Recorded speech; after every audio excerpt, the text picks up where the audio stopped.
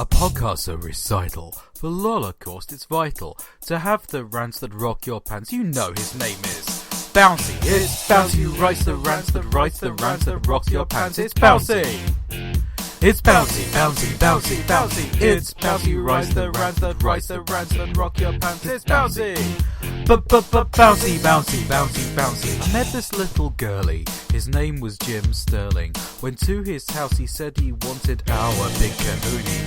He wanted our main squeezy to improve his YouTube hitsy, to write some rants that rock your pants. I said you can't have Bouncy. It's Bouncy who writes the rants that rocks your pants. It's Bouncy. It's Bouncy. It's Bouncy who writes the rants that rock your pants. It's Bouncy. Bouncy, Bouncy, Bouncy, Bouncy. Hello, Bouncy. I'm trying to remember what episode number the show is. Hello. Welcome to episode 8. It's Pancake Day, Rob. It is. Are you a tosser? I am. I'm not a tosser. No. I do not like pancakes. No? No. Oh. You think the size of me, the fact that I like most of my things wrapped in batter, and I really love Yorkshire puddings, why not pancakes? Why not pancakes? I don't know. Oh. The last pancake I had was in a McDonald's, and it was off a polystyrene tray. That's probably where the problem started then. And it basically didn't really do much to sell it to me. So, I frankly don't like pancakes anymore. Well, I don't think I ever did, to be honest. My mum always used to burn them. The only thing I like about Pancake Day is that song off of Maid Marian and Merry Men.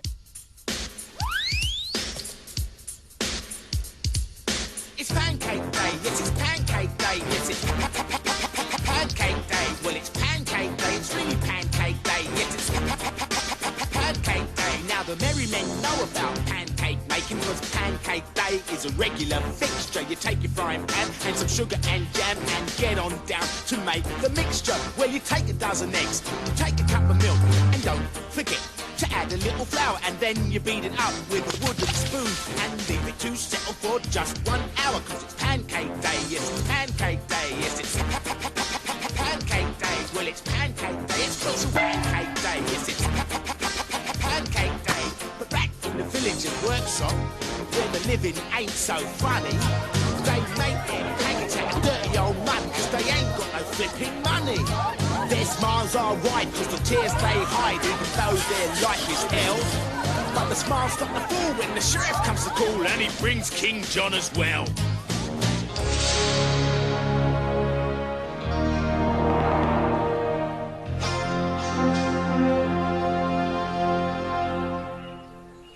What on earth are those filthy peasants doing with that disgusting slop?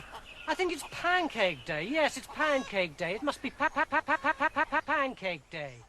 Didn't the woman who played Marion open a garden centre? She did. She was an English teacher as well. Oh. She's still a teacher now. So when they repeated it on CBBC about 3 years ago, all the pupils were like, oh, Miss, you're on the telly! And of course, it was years ago for her. Yeah. She'd stopped being an actress, which I thought was fascinating. Oh. And I fancied the pants off her. And it had Catherine Redorf in it as a So it did. Rastafarian merry man. So it did. But yeah, that was a very good show. But I'll have dropped the audio in. You won't know. Ah. You'll have to. You'll be reacting now. Do you remember the Weetabix advert of Robin Hood? I do remember the way That was one of my favourite adverts of all time. Do you know what? Adverts in the 1980s were far, far better than any other generation. Yeah. Like you had re-record, not fade away, for the Memorex, or Scotch. I think it was Scotch. But you had that skeleton, didn't you? Yes. You had all the I bet he drinks Carlo Black Label adverts, which were magnificent. I think the 90s had its fair share of decent adverts as well. Well, the 90s was a bit too Americanised. Maybe. I think the 80s it was still British advertising. Mm. And so you had these kind of really cool... Maybe the 90s was more theme tunes, like Captain Bucky O'Hare. Maybe that was the 90s strength. That's a possibility. That is a possibility. Should we talk about some video games, though, on this what we call video game I podcast? suppose we should. I can't tell you what the name of this week is, because the title is As Yet Untitled. That sounds like a good title, doesn't it? It was a title, but it's also the title of an Alan Davis comedy roundtable discussion thing, which is kind of like what we're doing now. Ah, so we're going to get sued by Alan Davies. I don't think he can be bothered. He does have a demeanour, doesn't he? Yeah, he'd probably just sit there and go, oh, like that shrug. It's Right. only if Stephen Fry tells him to do it, he'll do it. And Stephen Fry's busy at the moment because he's got married to a young boy. Not a young boy, a young man. Yeah. Very attractive young man. And he's done very well for himself. I don't know what attracted that young man to the multi-millionaire Stephen Fry, but I'm sure it wasn't his... Maybe we should ask Debbie McGee. Or just Mrs. Mertens, his writers, who are also now going to sue us. How are you going on your 4 in February, Rob? I've completed my first Woohoo! of my 4. I finished Fable 3. I'm going to buy some nachos. Thank We're you. on the way to the They're Nacho on Hat the way. Challenge. I knew I was close to the end. I'd forgotten quite how quickly things speed along at the end. So I went when I reloaded the game, I had 252 days until the event. Okay. So I thought, great, I'll finish whatever quest it is that's in my inventory. Yeah. And then I'll advance. I knew it advanced by a chunk of days. But I'd forgotten that it went from 252 to 121. And on 121, there were 2 things to do, both of which involved me sitting in my throne and deciding the fate of Group A or Group B. Yeah. So do you want to save these people, or do you want to keep the money for your defences? Effectively protect the kingdom. And then there was another one of those, and that was the end of the day. I'm like, okay. And then so I advanced, and then it was D-Day. So I think I spent about 20 minutes doing things, and then it was the final battle. Right. So, yeah, that didn't quite go as I'd planned in my head. I thought I had a little bit more to do to build up some more funds to try and save more people before said final battle. But the point is, I finished it. Yeah, well, that is it. That is the challenge. I And mean, I can go back to it and do other things. Yeah, But it may have been that you've absolutely murdered everybody in your game, and your cities are riddled with the perhaps there are a lot of dead bodies lying dead. around just in the garden. But and things. completion is completion. Completion is completion. Yeah. One thing I did notice, how laggy it was as well. It stuttered like anything running around some of the areas, and it actually put me off perhaps going back to it. Although I can, I don't think I will, just because that was so annoying. It's like, this isn't a ridiculously old game. Granted, it's not a fantastically new one, but you'd have thought it would at least play reasonably smoothly. I sometimes think when you're playing a game, and that's part of the game, like you get that, when you started it and you've got all the rest of the game, you kind of get used to it. And if you go away from it, and then you've played other games that run very smoothly, and they run like a hot knife through lemon curd, then you go to something like that, it does make it very difficult to just sort of step back and go, oh. It's not the visual things, but sometimes just that technical thing. I find that with Telltale's games. The first time I play them, I'm constant on the story. But any time I've gone back and replayed them, I'm noticing how many juddery bits there are. It's funny you say that, because one of my other games this week is the second episode of Telltale's Game of Thrones series, which advances the story brilliantly. You don't know what's going to happen. It's Game of Thrones, so it's probably going to end in tears. But you don't know what's going to happen. Right. You don't know what's going to happen next, whether there'll be a war or a very small-scale skirmish, or obviously you drive the story to a certain degree, so you've got that element of power. And I thought it advanced the story extremely well. But some of the gameplay problems are just so frustrating. There are lines of dialogue which occur twice, because the dialogue starts before the cutscene. Okay. So it starts the dialogue, and then it restarts the dialogue with the cutscene. So he ended up like Johnny 2 times in Goodfellas, where he has to get the papers. Yeah. And then in another part, where I was in a cutscene with Jon Snow, played by Kit Harington, where the video started, Jon Snow's mouth is moving, there's no sound. And then 10 seconds later, you get 3 lines of dialogue overlapping each other. So it's things like that which are really frustrating. And just juddery graphics at points. As I said, it advances the story extremely well.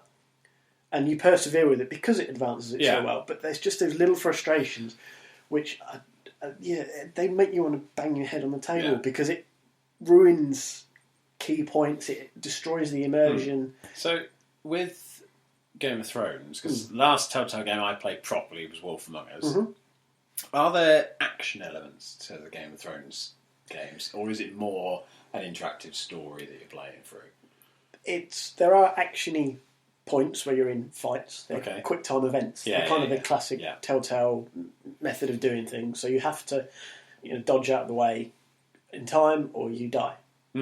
Or you have to tap X quickly enough to push somebody back, so you can then push wise and stab them in the kidneys. So there's those quick time action elements. Yeah. But largely it's an interactive story. Right. Because I would say those quick times are basically interactive rather than out and out hand-to-hand combat. Wolf Among Us, you had chase sequences, you had kind of big boss fighty type things where you're using items around it. It felt more like a game than just a story, which is more so than the other Telltale games I played.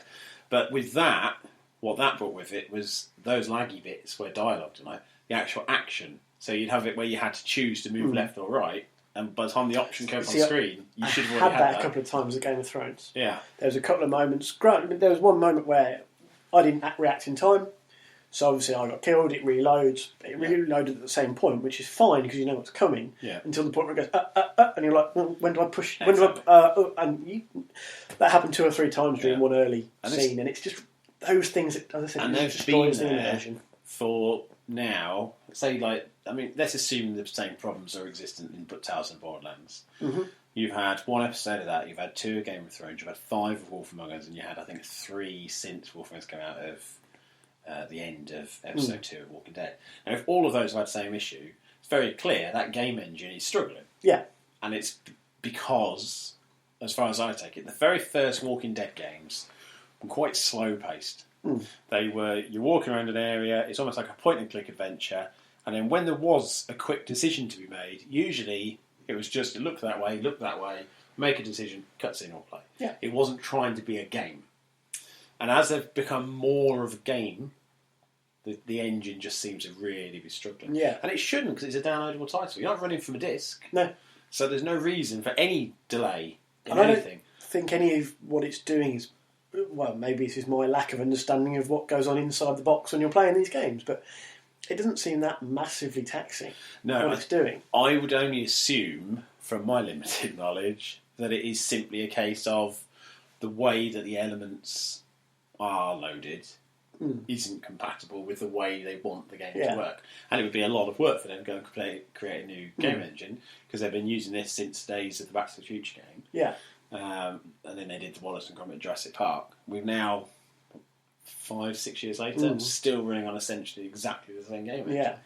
And there's going to come a point where sometimes a game engine can run and run. So you might have something like the Scum VM engine that they used for all the point-and-click adventure games in the 90s. And that worked, but it got to the point where at the end of it, people were fed up with the same interface all the time, because it was so restricted. Every time they try to change it, people are like, oh, that looks horrible. And I think Telltale now are at danger of getting to the point where people start to think, well, actually, I like the license enough to buy this. Yeah. But if you take away the license, what's left is a very poor game. Yeah, that's the danger here, because I've seen reports of problems on the Xbox One as well. Yeah. Saves not working properly, decisions from Chapter 1 not being carried over correctly. So it's not like this is just exclusive to the 360 or call it the last generation. Yeah. Where obviously Telltale have gone, well, look, we need to move on the Xbox One. We'll put it on the 360 because we don't want to turn down the money, but we'll mail it in a little bit. No. There's problems on both. Yeah. And as you said, if that license isn't there, what does that mean for the future of the Telltale games, I suppose? As you said, some of these issues aren't new to their games. No. I mean, I don't want there to be any major issue that puts them out, because I do enjoy their games. Yeah, I like absolutely. the narrative. I like the episodic nature. But they're really good at that. Yeah. They're really good at telling a story. And it's, it is a small, bite-sized game. So for people who, like us, work full-time, you've only got, say, 2 hours of gameplay. Yeah. Every now and then. So you can dip into it and go away from it. And you've not then left it to a point where you come back and you've got no idea. Because the game will then tell you, well, do you remember this happened last time? Then you play it, and then you're on to the next bit. And it teases you for the next one. And that's great. And more games should do that. Absolutely, yeah. But if it's coming down to so many technical issues. I remember when Wolf Among Us, the last chapter of that came out, a few of the people that I talked to on Twitter about Wolf Among Us, because afterwards we'd jump on and we'd private message each other for decisions we'd made. Yeah. How did it end, and what do we think this meant, and what do we think that meant? And universally, everybody's like, oh, did you get that bit? Yeah, that went wrong, this went wrong. That it wasn't about how great the game was anymore. It was about which technical issues did you encounter. Was it something that was just in the game, or was it my system? Or And people are like, well, I've got an old Rex. No, I've got a new one. I've got a brand new mine. and it's a shame because overshadows the game. Yeah, and I think the reason I mentioned it was I think you tweeted about it, saying there were some technical issues. Yeah, and then that's the issue is that you get to a point now where there are some very, very good games that you have one bug. Assassin's Creed Unity, though it's not a very, very good game, won't be remembered for the big leap in visual fidelity. It'll be remembered for the fact it had people without faces. Yeah. It will have all those bugs, all those issues have now defined what Unity was. And it's also meant that people are now anticipating less the next step in the franchise, which is a shame, because again, it's a great franchise. But we will see. I'm still not been tempted into the Game of Thrones series of games, because I still haven't started the TV one yet. The second time. But but when I do get through, I do expect myself to want to play the games, just because it would make sense to play games from a studio that I really like, from a franchise that I could potentially really like. I mean, if you're a fan of Game of Thrones and a fan of Telltale games, it's perfect. Yeah. Even if you're just slightly a fan of one or the other, I think so you're a Telltale fan and a passing Game of Thrones fan, I think there's something for you, and vice versa. And it is, as I said, it's told so well. Like all the Telltale games efforts have been, the storytelling is excellent. Yeah. But these issues, they kind of need to get a handle on, whether they dial it back a bit, as let's say they did in the early Walking Dead series, where it's a little bit more simplified, but it runs smoothly, and the story shines through as a result, because that's what you're focusing on. Maybe that's what they need to. And you've also got here the argument that people are saying, well, hang on, at the moment they're working on this, and they're working on that, and they're working on this, and they're working on. And how many franchises can they work on concurrently and fail maintain a level of that quality that people didn't expect? I don't know if you watch it, but do you ever watch TV program Count Arthur Strong? It's a comedy show. I tried it a couple of times. I struggled to get into it. I know you're a big fan, though. I'm a big fan. Last week they had a Game of Thrones reference in there. So basically, Arthur, for anybody who's listening, is basically an old music hall entertainer who is interviewed by the son of his former comedy partner. So he moves in with that son, and it's one of those odd couple scenarios. Yep. So they're sitting down, and Arthur likes to watch Storage Wars, and he's talking about how storage lockers go. Why do you watch it? Because I just want to see people lose money, and I like hanging around garages. Yeah. Then Michael put the telly on and put Game of Thrones on. He goes, "What's this?" He goes, "It's Game of Thrones." He goes, "Who's that?" That's her brother. And then it was the two cats. And he was like, Oh, I don't know why you watch that. It's just Bums and Dragons. so from now on, we're going to have to refer to Game of Thrones as Bums and Dragons. I think it's an appropriate name. That's accurate. But yeah, it was very funny.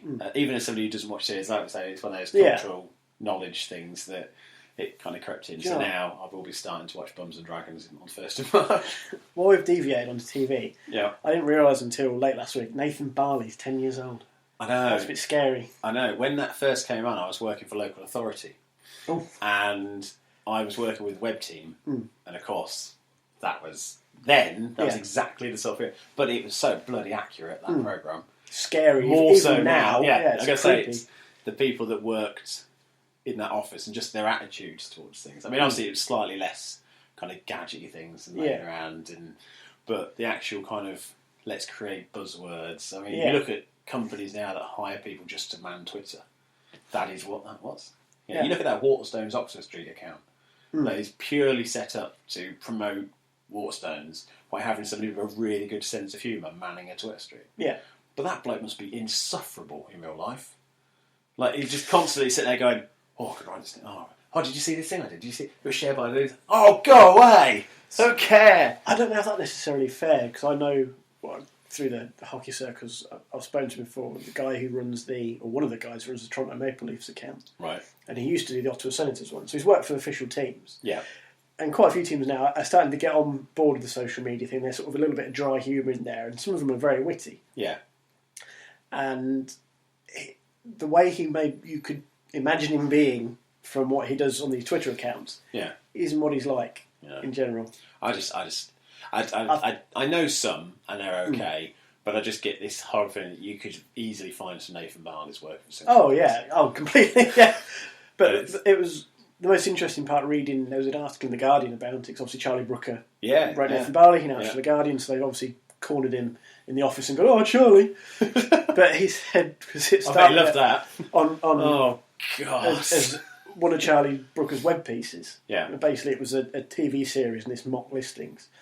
And his Nathan Barley was basically a cunt. Yeah. But when they came to put it on TV with Chris Morris, they changed it a bit and just made him a bit of a twat. But there's always that lovable nature to him, and the fact that he always kind of won in the end, and that was quite endearing. And I agree with that. It is endearing, and even watching it back now, it's endlessly watchable. I forgot how many people. Benedict Cumberbatch was in it. Yeah. You forget how many people had these little cameos. He was the in assistant in the office, wasn't he? He was a financial director or financial assistant trying to rein in this. I suppose was it based on Dave Stewart from the Eurythmics? Trying to rein this guy in to sort of keep it on budget. But I remember him, and I remember I think it had the guy who's now Q in James Bond was in it. I think he was some sort of office assistant. Yeah, that's it. You get all these people who were there because it was good British talent. Yeah, and it was a kind of to show that a lot of people wouldn't have got involved in. If they're established. It was a risky move, but especially with some of the storylines that they ran with. I mean, particularly the underage child. Well, one of my best friends, that's one of his favourite episodes, just because of the preposterousness of it. And in fact, there are people like it. Like, they think it's cool. It's my girlfriend. She's 13. And it was just such a great show, and he was the one who got me into it. I missed it the first time round. So it's good that you can get it on the consoles now through 4OD. I mean, 4OD is, in my mind, one of the best things Channel 4's ever done. Yeah. Because it is an archive of some incredible TV. I started watching Adam and Joe from the beginning. Yeah. The bit when they went into the shop and tried to eat the percentage extra free. It's like, you have to leave. It's like, I'm only eating the free bit. It's like, no, you need to leave. Well, that's not fair. I do love... well, Adam and Joe, again, that was another thing when growing up, that when you watch programmes, sometimes you watch a programme and you think, oh, this is a programme made just for people like me. Yeah. And it was just so anarchic. Yeah. But in a kind But filmed in a bedroom. Filmed in a bedroom set. And it used Star Wars toys. And I was like, oh, I like Star Wars toys. It was like almost a Peter Kay. It was a British Robot Chicken. Of lo-fi TV. Well, it's British Robot Chicken 10 years before Robot Chicken. Yeah. That's the genius of it. It was so far ahead of its time. It was like a hipster Robot Chicken. It was Robot Chicken before Robot Chicken was cool. But yeah, also while we're talking about TV, then I'll finish Series 2 of Heroes. Well done. I'm doing very well. Was it 13 episodes of Series 2? 12. 12 episodes of Series 2. I really enjoyed Series 2. I think if you can get away from the political clouds that surrounded that series, it's okay. It's a decent series. See, I liked it because I really liked Adam Monroe. I liked Hero in feudal China. Yeah. I like the idea of Japan.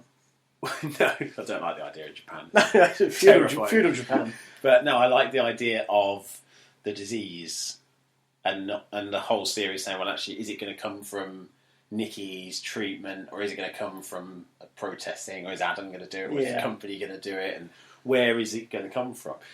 And by being a short series, because of obviously writer strikes and things like that did to a lot of TV shows, what it meant was it never ran out of steam. As soon as it got to the peak, it was the end of the series. And it kind of went through it, and realistically, it's like a nice tidy epilogue for Series 1. Because it's like, well, what happened to Siler? Well, there he is. What happened to Nate? There he is. Yeah. What happened to Peter? Well, that's what happened to Peter. And then Series 3 can just continue, because I'm assuming now Siler's back up to full form, so therefore it's going to be him. But it was just this kind of hinterland, really. I don't know. I don't know whether it's because I had no anticipation. I hadn't watched the first series and waited a year.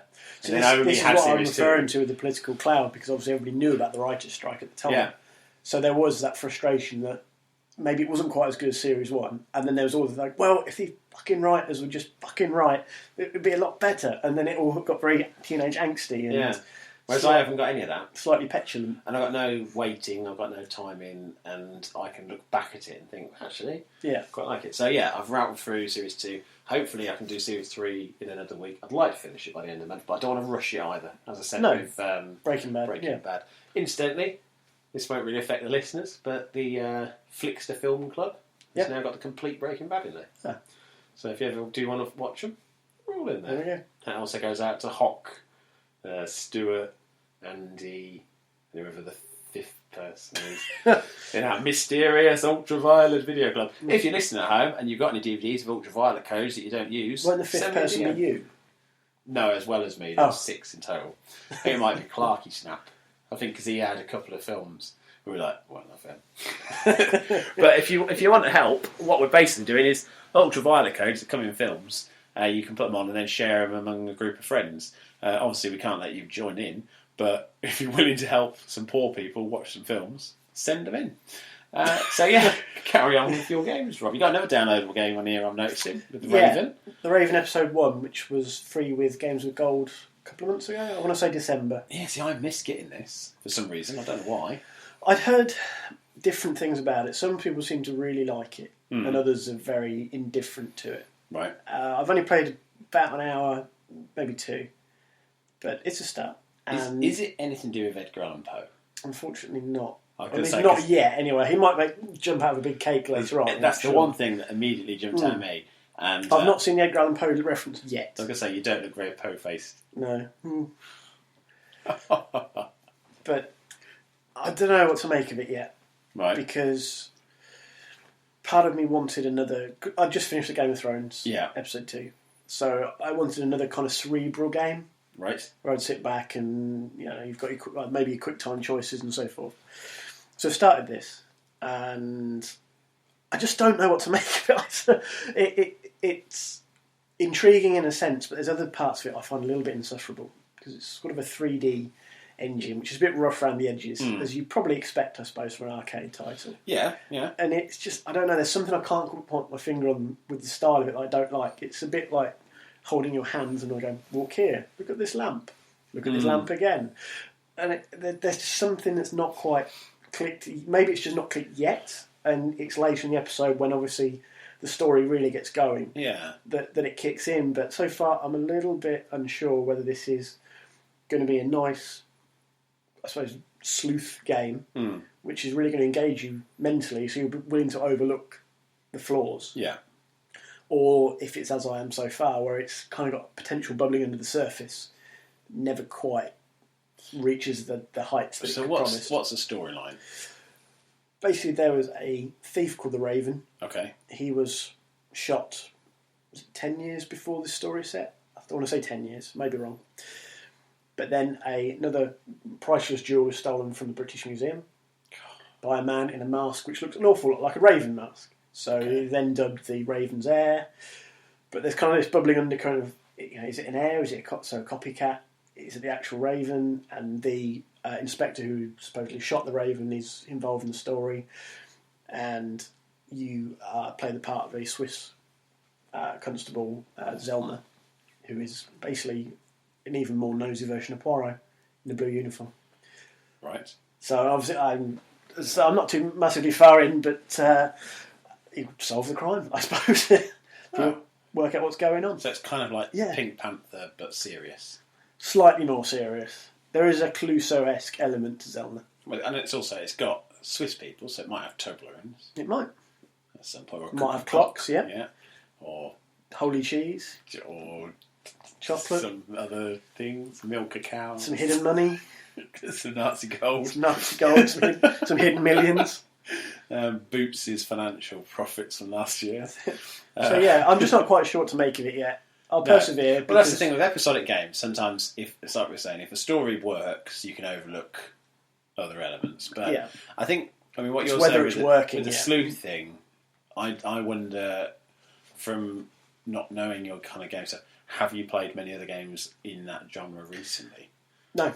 Because I've played quite a few, and a lot of them do feel very clunky. Yeah. Like the Sherlock Holmes games, I love them because I like Sherlock Holmes. So I want to progress the story because I want to find out and see if I was right about what I thought.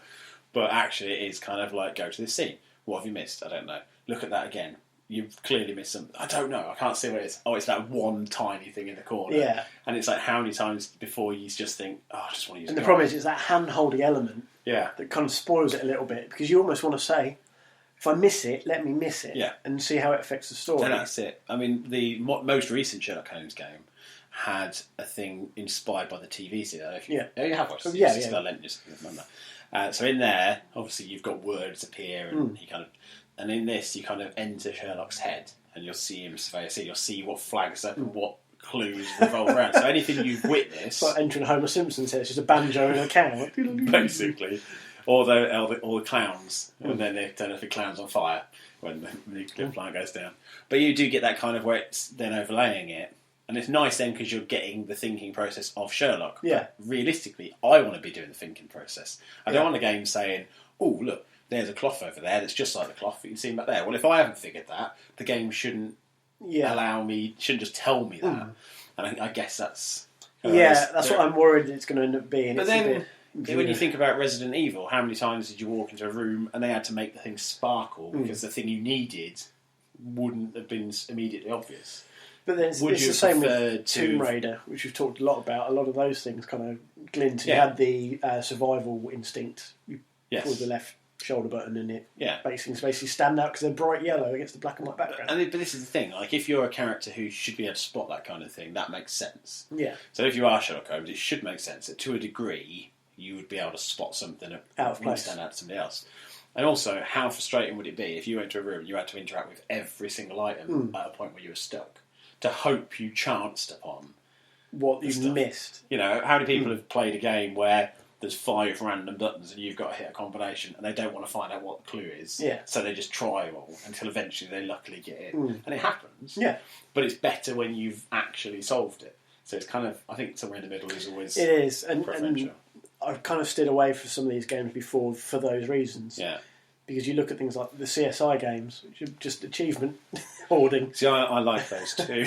Because you're an achievement whore. Well, no, I like them because I like the show, and I kind of like point and click and mystery games. So, although they me and Emmy used to watch CSI a hell of a lot. I like the point and click mystery games, but they just don't really capture that essence. And, I quite like it. But then I really like hidden object games as well. Like I'll play a really rubbish hidden object game on the iPad just because I quite like that idea of spotting something. I really like Where's Wally books as a kid, so I think that's just trained me up now, and I'm always looking for everything. Yeah. And I mean, I've Murdered Soul Suspect that came out last year. I absolutely adored playing because the actual investigative gameplay wasn't that great, but at the same time, the story was good, and I still felt a bit like a ghost detective, which is kind of cool. So I will probably have a look into this because I know they did for a while. The add-on levels were only a couple of quid each anyway. So if they do it again like that, I'll probably pick it up if that's the sort of game it is. I didn't realise that's what I just assumed it was an Edgar Allan Poe thing, and then all I could think of was that awful film with John Cusack in it, which wasn't awful, but it was pretty poor. So yeah, I've played a downloadable game this week. Brothers, A Tale of Two Sons. Yes, I downloaded it, but I haven't started it. I'm not supposed to be playing other games other than what's on my 4 in February list. I think I've already ruined that for both of us. Well, I basically downloaded it. I've had it on Steam. When we did the 24-hour live show on MGP, somebody gifted it to me and said, really, give it a go, it's worth a try. And I didn't have a machine that would run it. I tried to run it, couldn't quite run it. I was always a bit annoyed, and then I thought, well, I kind of begrudge paying for it on the 360 when I've already got it on the PC. Yeah. And it was about a tenner, I think. And they went through the games ago. And I was like, well, you know what? Now's the perfect time. I'll have to give it a go. And 5.5 hours, I finished it. Yep. Then went back with an achievement roadmap just to wipe the achievements off because I didn't really want to leave it with a few. Most of them are you complete a level, but some were very obscure things like, at this point, do this, then do that, then another level you do this. And you're not going to just chance upon this. So I thought, well, I'll go back, now finish the game and do it. Very, very bleak opening. Starts with a boy on a boat struggling to pull his mother out of the water as she's dragged down by the current and dies. Okay. And the idea of that is there's an older boy and a younger boy, and the younger boy is traumatised by that event, so he's frightened. Okay. And he's angry, and he acts up. So he has no respect for elders. Okay. But he also doesn't want to go near water. So then as the older one, you've got to kind of help him. Yeah. And you kind of work together. And so the control method is brilliant. The left stick and left triggers are the older boy. Okay. And the right stick and the right ones are the younger boy. And so you control them concurrently on one controller. And the game goes on. And it starts off just quite normal. Your father's ill. You're told that there's this tree where you can get something from it and it'll help make him better. Okay. So you're off on this journey. So it's pretty standard. Mm-hmm.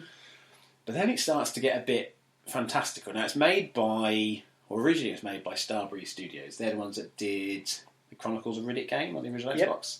Now I'm going to forget completely what else they did. But they did Escape from Butcher's Bay as well. Yes, yeah. I think they did Payday as well before that. I remember Payday, but I've never played it. But there's a whole group of kind of game makers in Sweden, including them. Grin, who made the Bionic Commando. Mm-hmm. You've got Mojang, obviously, who made that Scrolls game, and something else I can't think of now. Mincecraft or whatever. Minecraft. But they're all kind of in this area, and also the Ubisoft team that made Far Cry 3. Okay. It's Swedish. Yep. I always assumed it was Canadian. Because a lot of them, the Montreal and Quebec teams, make a lot of their big games. But Far Cry 3 was a Swedish one. So, looking across the list of games developed in Sweden, some of the best games of the last 10 years all came out of this very small country. Yeah. Well, the Brothers game is very much inspired by that region's mythology. So you've got trolls and giants and things in this world. You've got Griffin in there that's kind of made by a giant who's fused an owl and a cat together. Okay. And it's all these things that this Griffin's in a cage and there's blood and feathers everywhere. I mean, it's not a nice... Like, look how sparkly fairy tales are. It's very much like the grim fairy tales. I was going to say, there's a grim fairy tale. This is dark. And there's one level in the game where I loved it, I really respected the game, and then I played this level and I sent my son out of the room because it got a bit much. Yeah. Whereas you're going through the aftermath of a war. Right. So you've got all these, essentially, titans who are just dead. Okay. And you're moving in and around their bodies. And you've got to kind of use the puzzle element to cut ropes, which then releases a dead arm that drops an axe, which will chop a leg off to clear the way. Yeah. You've got rivers that are running with blood. You've got these little people that are worshipping the blood fountains. And it was all just a bit too gory for what was essentially a nice little game about two kids who are solving puzzles and getting dogs to chase people and just being nice. Yeah. And it got darker and darker. And the point is, it's the younger son coming of age. Right. And getting over his guilt and grief. And it goes on and it goes on and it pushes him to this extreme that he then does. And by the end of the game, he's got the strength to go through. But the story completely sideswiped me. I had no idea where it was going to go. Every single new level you got, it just seemed to get more incredible. There was a city that's covered in snow, and everybody in this city had been turned into snow, right? And they were just frozen forever. And there was an invisible creature, which I'm guessing like a Wendigo type thing. Okay. And all you could see was the footprints and its breath. So every time it came by, you had to hide behind a snowman and hold the pose. And then you'd have to run to the next bit. It was just endlessly inventive.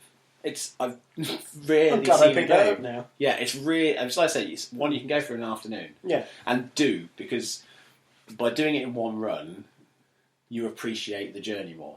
I think if I'd have dipped in and out, I wouldn't have found it as engaging as I did.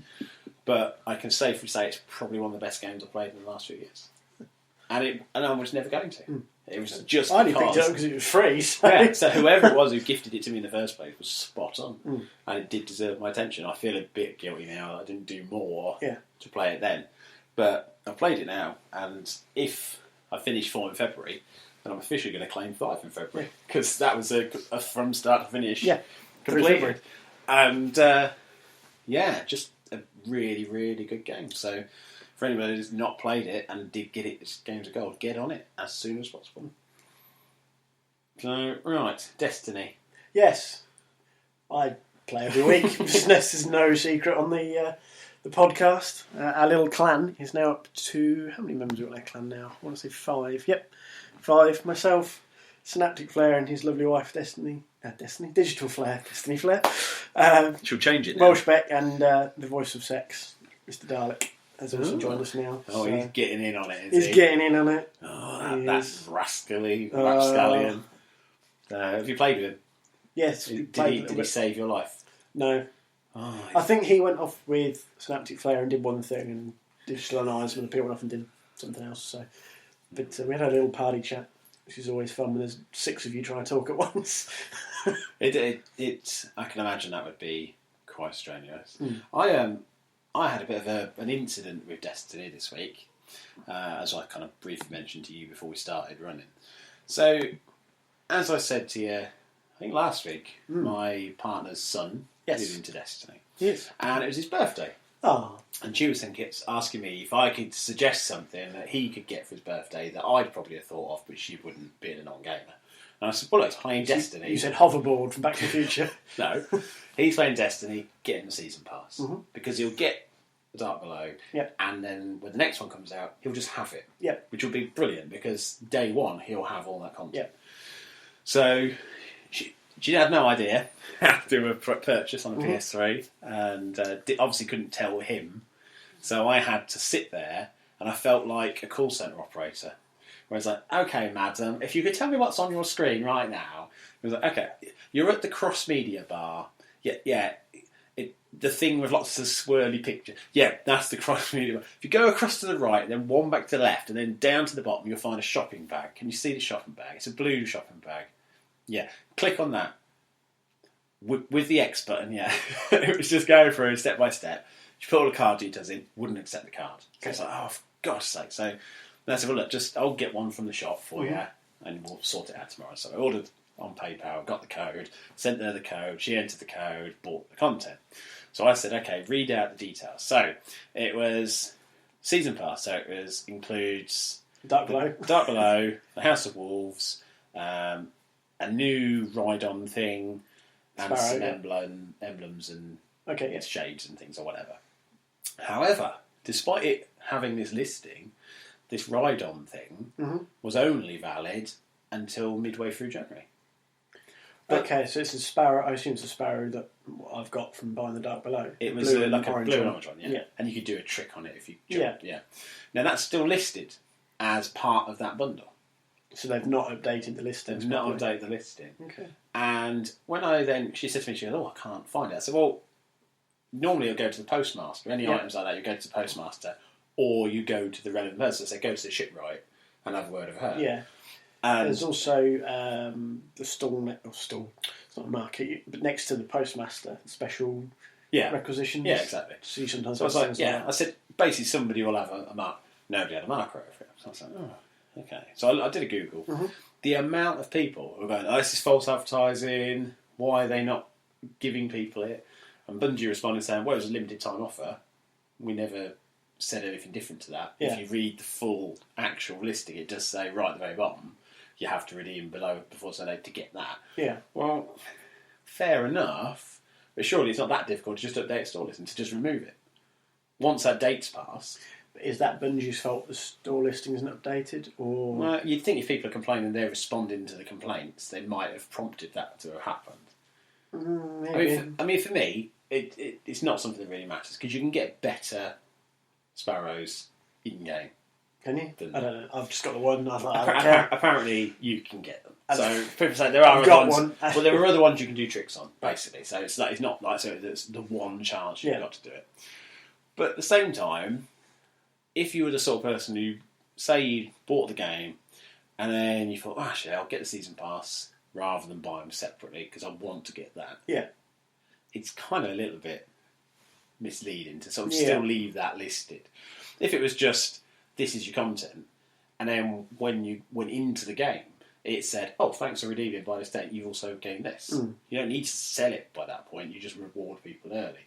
And it's this whole thing of, why is it that, and we were talking about the Master Chief thing, like, if I bought the kind of season pass now, that we've got a better idea of what's going to be in the House of Wolves, I wouldn't have bought it. When they first said, oh, it was like basically 3 new things. Yeah.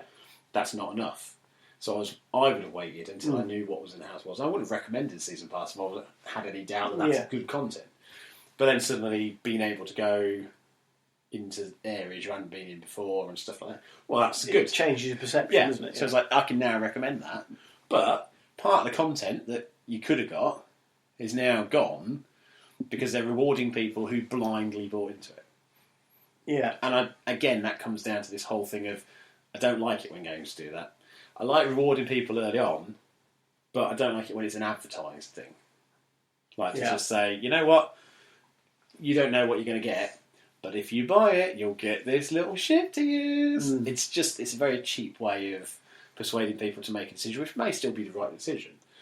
But just make that available to everyone. Digital fishing. Yeah. Or just say, okay, well, season pass owners who missed that one will get another opportunity when House Walls comes out. Yeah. Give them some lifeline to just say, like, you haven't missed out completely. They're available for a limited period around the times of new. But isn't this something we've touched on before with limited period items in games? It's silly. It shouldn't happen. It shouldn't happen. And frankly, Bungie should know better. Well, Really. they've been upfront about the time limit. It's the retailer who hasn't. But why updated set a it. time limit? That's what I'm saying. Oh yeah, no, I agree in that. Yeah. I see both sides of the coin here. Bungie have said, well, it was limited time. We've always said it was limited time, which they did, to be fair. Yeah. But equally, it's a sparrow. Yeah. Oh, I know. It doesn't. I It's know. no skin off their but nose. again, Is it? it's You're right. It's a Why- principle of, and as I said, it's not necessarily even just the store listing. It's why should you sell a bundle that includes an item that is It's time limited. If you like, say, if you say you played at Halloween, you got the pumpkin heads. Yeah. Well, that wasn't part of the deal. It wasn't say if you play this game at Halloween, you can get this item. It was when you played the game, you got the item. Much like in Gears of War, when you played at Easter and you got the Easter rabbits Yeah. or whatever. That sort of is easily done. They don't need to push it. I think it was just a case of, And they, for whatever reason, they wanted to kind of push people quickly. the pumpkin to heads buy it. were of limited use. Yeah. You had a short time span I think to it was use three them. Yeah, times you could play with them. as well, 30 wasn't it? minutes, was it? Yeah. And you got other more glimmer and a few little small Yeah. perks. Nothing major. It was And then you gimmicky, don't have but- everybody running around with a pumpkin head for the next 6 months, which Exactly. is really annoying as well. Yeah. But I mean, this is the thing. It's just a case of I don't like the idea of game companies forcing people to buy something quickly with the promise of something that actually, like you were saying, it's just a sparrow. Like, of all the things they could offer to make you jump quicker, it's those sort of things. So where some people, they do, like if you, on Call of Duty, the amount of people who will pay real money to have a slightly different coloured gun. yeah. To the point that when the Day Zero edition of Advanced Warfare was announced, people wanted it because they wanted that gun Yeah. in the game that might not actually be any good. Nobody knows how it plays, but it's only available in this one version. So they're then pre-ordering and paying in full in advance to get a gun that they have no idea where it's going to be any use or not. And the game might be £10 cheaper in a week anyway. Exactly. And it's that horrible situation where we are now, where game companies are able to dangle this golden carrot that might actually just be made of plastic. Yeah. It might just be a dog poo painted gold. And you don't know until you bite into it and you've got it all between your teeth. Talking of promises Yeah. that haven't been met, what's next on our... Well, my games.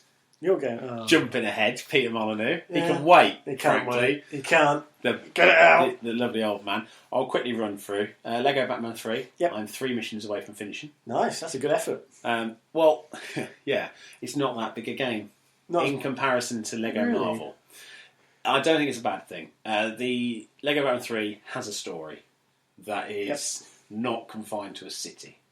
Great. So you're going from Space. Gotham to... Oh, God, what's it called? The space station where the Justice League... Yeah, I can't remember either. The Watchtower, is it? Yeah, yes. Yeah. Yeah, watch that. Then you go to Europe, so you're going Okay. around all different shrunk-down Lego versions of different European Yep. cities. Then you go into planets for each of the 7 types of lantern. Okay. So you go into not Zur, maybe Zur. That's also a Destiny thing.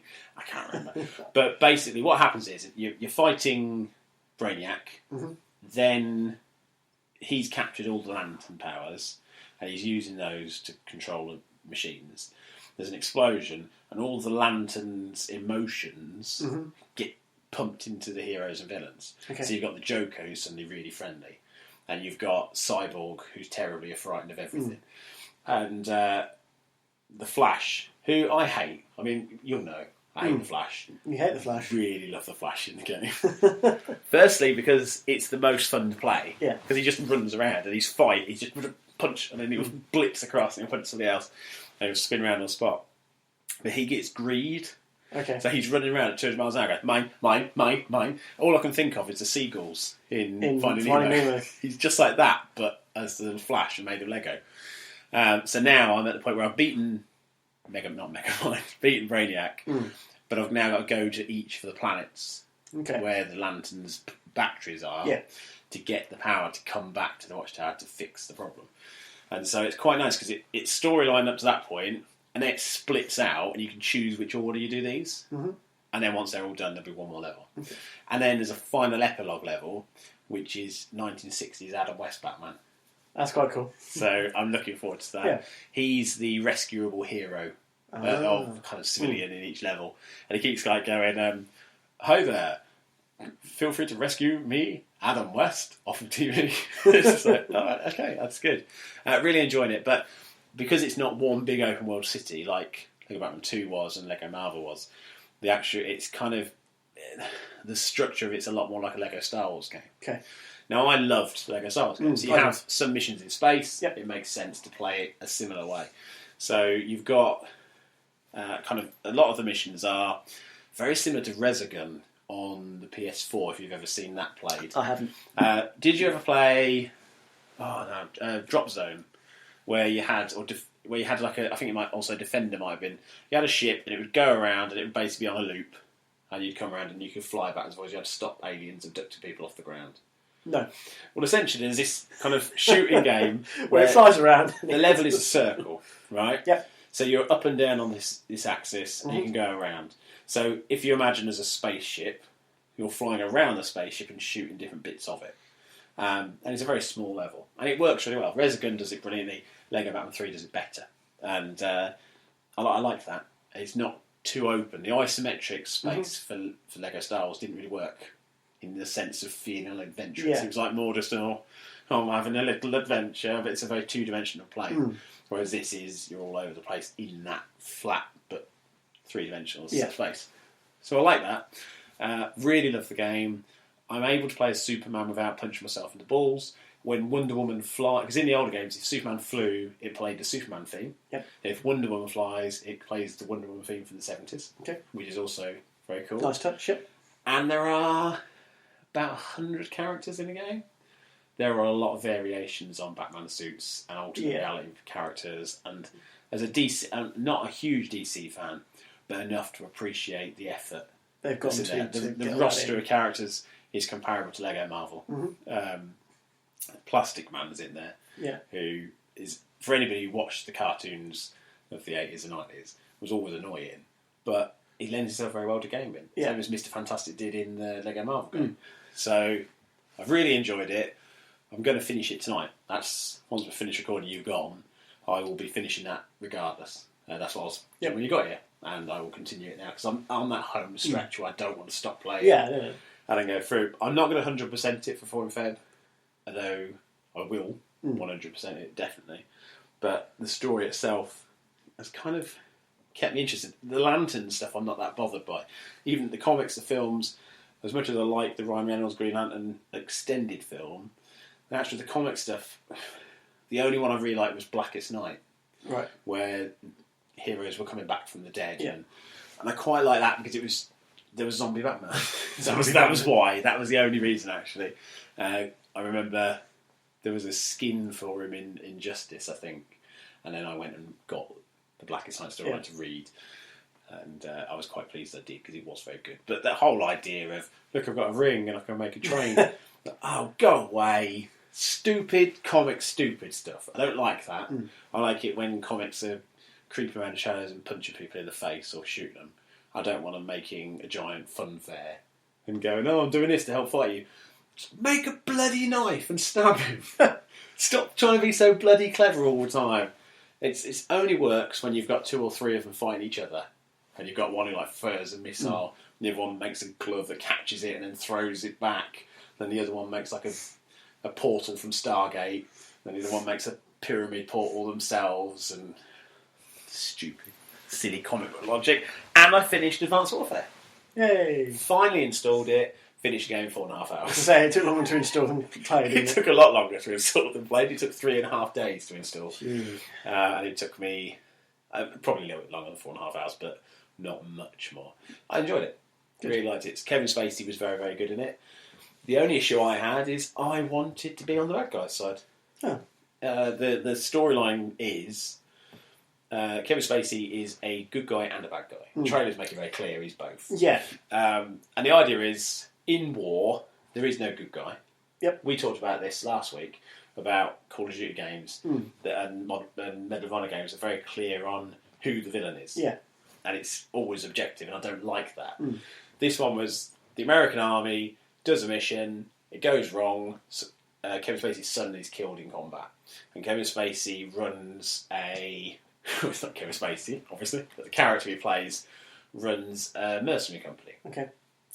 And so it's like for-hire army who will be hired by government to go into whatever area and stabilise the situation. And they are developing advanced warfare techniques. And he's saying, well, we've got the biggest private army in the world. We've got an army bigger than most nations. Yeah. And so he creates a weapon that essentially will mean there will be no more wars. And so they go in, they wipe out whatever threat there is, restabilise, and basically put people to work and make the world a better place. Yeah.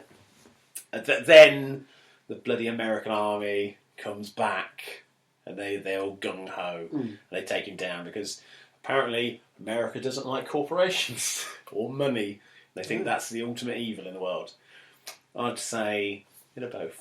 So it's at the end, the good old America saves the day, and the evil man who was just trying to basically point out that as long as people like America are in charge, there will always be war. And it's kind of an argument that's very difficult to disagree with. Yeah. And he goes a little bit mad, but you would if you were in that position. And there's essentially, it's not a spoiler because it's in a lot of the trailers, but he creates a DNA weapon. Right. That unless you're on an approved database, you'll be killed. So, wonder where they got that idea from. Well, say you're on his payroll and your DNA is in his computer system. Basically, you can march his army into an area, detonate a bomb, wipes everybody else. His army is absolutely fine. Yeah. So if you agree with him and you're on his side, you're safe. And if you don't, that's the end of it. And again, it's true. If you remove all opposition, then there is no wars anymore.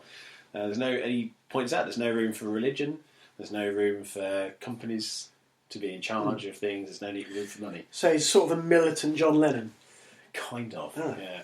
But all the way through, he's clearly a guy who the death of his son pushes him to the extreme of, I'm fed up with all these people who are dying for a cause. And it's kind of an end justifies the means type persona. Do you know what? It does convince you that, to a point, it kind of does. Because a lot of people have died throughout the game, whichever side you're on. Whether you're working for him or you work for the Americans or whatever, you're just gunning loads of people down. Yeah. And these people are people. Yeah, so it's... I like the story. I just wished it didn't make me go back. I wish it gave me a point I could choose. Yeah. Do you go with him or do you go back to the American Armed Forces? Because I'd have just gone with him and wiped out half the world. Because frankly, that would have been a lot easier. It's kind of nice to hear that the story's panned out like that, because that's one of the criticisms of Call of Duty. We've discussed it. Yeah. Is that the story's a bit thin on the ground. It's just a bunch of whiz pop cutscenes. It was set pieces all the way through. It felt like a Bond film, which Call of Duty games haven't really got close to. I think Black Ops got the closest. It tried to get the closest. Particularly the one with the underwater base, where at the end you had sort of blow up. Black Ops was more Triple X2 than James Bond. Yeah. But then if you look at some of the Pierce Brosnan Bonds, they were also more Triple X2 than James Bond. Die Another Day I watched the other day. It's not a great Bond film. It's not. But I still watched it all the way through and enjoyed it. Because it's Bond and you can just enjoy it regardless. It's a shame really that the Daniel Craig ones have been so bloody good and serious. They are a bit serious. Emma and I like have been watching the Roger Moore ones and the Connery ones. Yeah. And then but the problem is that you watch a Roger Moore one after watching Skyfall, and you think, oh God, it's like a load of clowns are allowed to make their own Bond film. It is. Particularly Octopussy, where he's dressed as a clown. It is different. But Skyfall's a brilliant film, but not a very good Bond film. Not as a classic the Bond film, exactly, in inverted commas. But I think it is perfectly necessary. Yeah, it's closer to Bourne than Well, this is Bond. it. I think when Bourne came out, it did shift Change the game. whatever it was, because suddenly the Pierce Brosnan Bonds just felt like a very dated relic of... Again, they made their joke in the Daniel Craig was, you're a relic. And everything else changed. So, but yeah, so Advanced Warfare, very good. So yeah, right, let's move on. Peter Molyneux. He's got in some flack this week. He certainly has. Poor bugger. Uh, So you're clearly on the opposite side of the fence to me on this one. Not necessarily entirely, but I don't think the criticism is unwarranted. But how many times have you looked at a pitch for a game that didn't end up being what they said it was going to be? Oh, it happens all the time. Yeah, it happens everywhere. Ubisoft, EA, Right. Molyneux isn't by... How many builders managed to stay to their original plan? Depends on which episode of Grand Designs we're watching at the time. You know, this is the point. A creative world and anything where you are making something is impossible to be 100% guaranteeing it. Yep, I'd agree with that, definitely. And I would say, that if you get behind a Kickstarter project and expect the finished product to be exactly what you were promised, and for it actually to be 100% finished, you shouldn't get behind a Kickstarter project, because you're not buying a product. No. You're paying into a concept. You're investing, essentially. Yeah, but you're like, say I said to you, I'm going to make a game, and I'm going to create this completely new type of game. It's never been seen before. Okay. I'd really like to do it. Will you invest in me? Okay. Right? People will go, yeah, brilliant, I'd love to see that. But you're creating something you've never done before. You're creating something that's new, and the goalposts will move dramatically. Well, yeah, no, exactly. That's why I'm not a polar opposite to you on this point. But Molyneux does have a bit of a history of over-egging, even by over-egging standards. Yeah. And in the past, where, let's say, he overhyped Fable, Right. you still got a good game out of Fable. You still got a very good game. And so all of a sudden people are like, well, it's not quite what we promised, but actually it's still pretty good. Yeah. So we're willing to, we'll let it slide. Whereas on this occasion, as you said, he's obviously gone up with this idea to Kickstarter and said, this is what we want to do. Yeah. And you've set out some parameters. Yeah. As over the top as they may be, this is our goal. Yeah. So it's not just, I want to make a great game, give me some money. There's a definition of what they want to do. And then a couple of years down the line, it looks like they're kind of like, wow, we're going to do this as well now. And it's like, we haven't finished that one. Yeah, but... What are Telltale doing? Oh, yeah, but You know, Telltale... They're still making the Walking Dead games. Yeah, but Telltale They're going also in making Wolf Among Us. and saying, we want to have this hub so you can have multiplayer. But they're just doesn't exist. But they're putting out broken games. Yeah. And so asking you did... to pay a season for it. This is what I'm saying. Oh, yeah. People do it all the time. Oh, yeah, and yet, completely. because they're an And- independent studio who were making this game and are now dared to make another one, it's almost like they're saying, well, there's only a skeletal crew now working on developing this game. Well, yeah. But that's the not question, anyway. why is it suddenly a skeletal crew when and certain key components of the game didn't happen? Obviously, there was the young man who... Well, he can piss off, frankly. Well, no, I think that's a what? fair point, and Dalek covered it beautifully in his piece on last week's show. This kid's basically been, there was this huge hype, what's in the cube. Yeah. He unlocked it, regardless of whether he paid it for an hour or 100 hours. But he was had the no one. idea what it was. No, He had no idea who Peter Molyneux was. but he won. But no, he didn't win. He clicked the last Well, cube, yeah, you know what I mean. But and he was asked to be God. Now, Yeah. what he was promised was a share of the profits and an input onto the game. Now, when I was at Eurogamer 2 years ago, I watched Peter Molyneux and Jack Attridge do a conference about Goddess. And they were explaining about how the God role would work. Now, this hasn't really been talked about too much, because a lot of people kind of said, oh, he's going to be all-powerful God. What it actually means is changing some data on an Excel database. Yeah. And they email him each week and say, you could do this, what would you change? But then that Excel database thing relied upon the game being very stable for it to be implemented. So the idea was that anybody, himself included, would be able to open up Excel, change the values for the game, put that into their game, and actually change how the game plays. Yeah.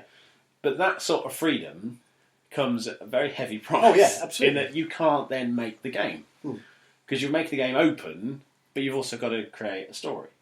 So what they actually put out was, in my mind, the best product they could have put out, given the product they designed. Like, Okay. they were making a game that they wanted to have multiplayer, and they showed some of the multiplayer aspects off on this Oh conference. yeah, they've demoed it before. And they were showing about how I can go across and I can be friends with him, or we can work together. And they showed 2 rival towns on there. And They've also showed, or intended, to move away from just iOS. yeah, And it's just, where? What happened? Well, this is it. So And this is where people get annoyed. And this is why I can understand. yeah. Well, the what's original happened this week. Kickstarter was PC. Yep. So anything that happened outside of PC was stretch goal related. So one of the stretch goals was we'll also develop a mobile version. Yep. And they did a mobile version, made it free to play, and people went, "Oh God, I didn't kickstart a free to play game." Yep. Well, no, you kickstart an iOS game, and the best model for iOS for this kind of game is free to play. Don't tell somebody who's worked for decades in game design and production that he's made a bad decision. I'd agree there. Because the PC version is still pay for. Yeah. But you're paying for an early access. So you're not buying a product. Still, even now, you're not buying the product. The one criticism that, because I've had this argument so many times this week with people, and it's really starting to get on my nerves. The one argument that I'd never seemed to be able to get an argument across, somebody said, well, people that backed it were promised an art book. And I said, the making of art book. And he went, yeah. And I went, but Peter himself said, you can't have a making of book until the game is done. You can't sit there and say, okay, so you want the book that told you the story of this game.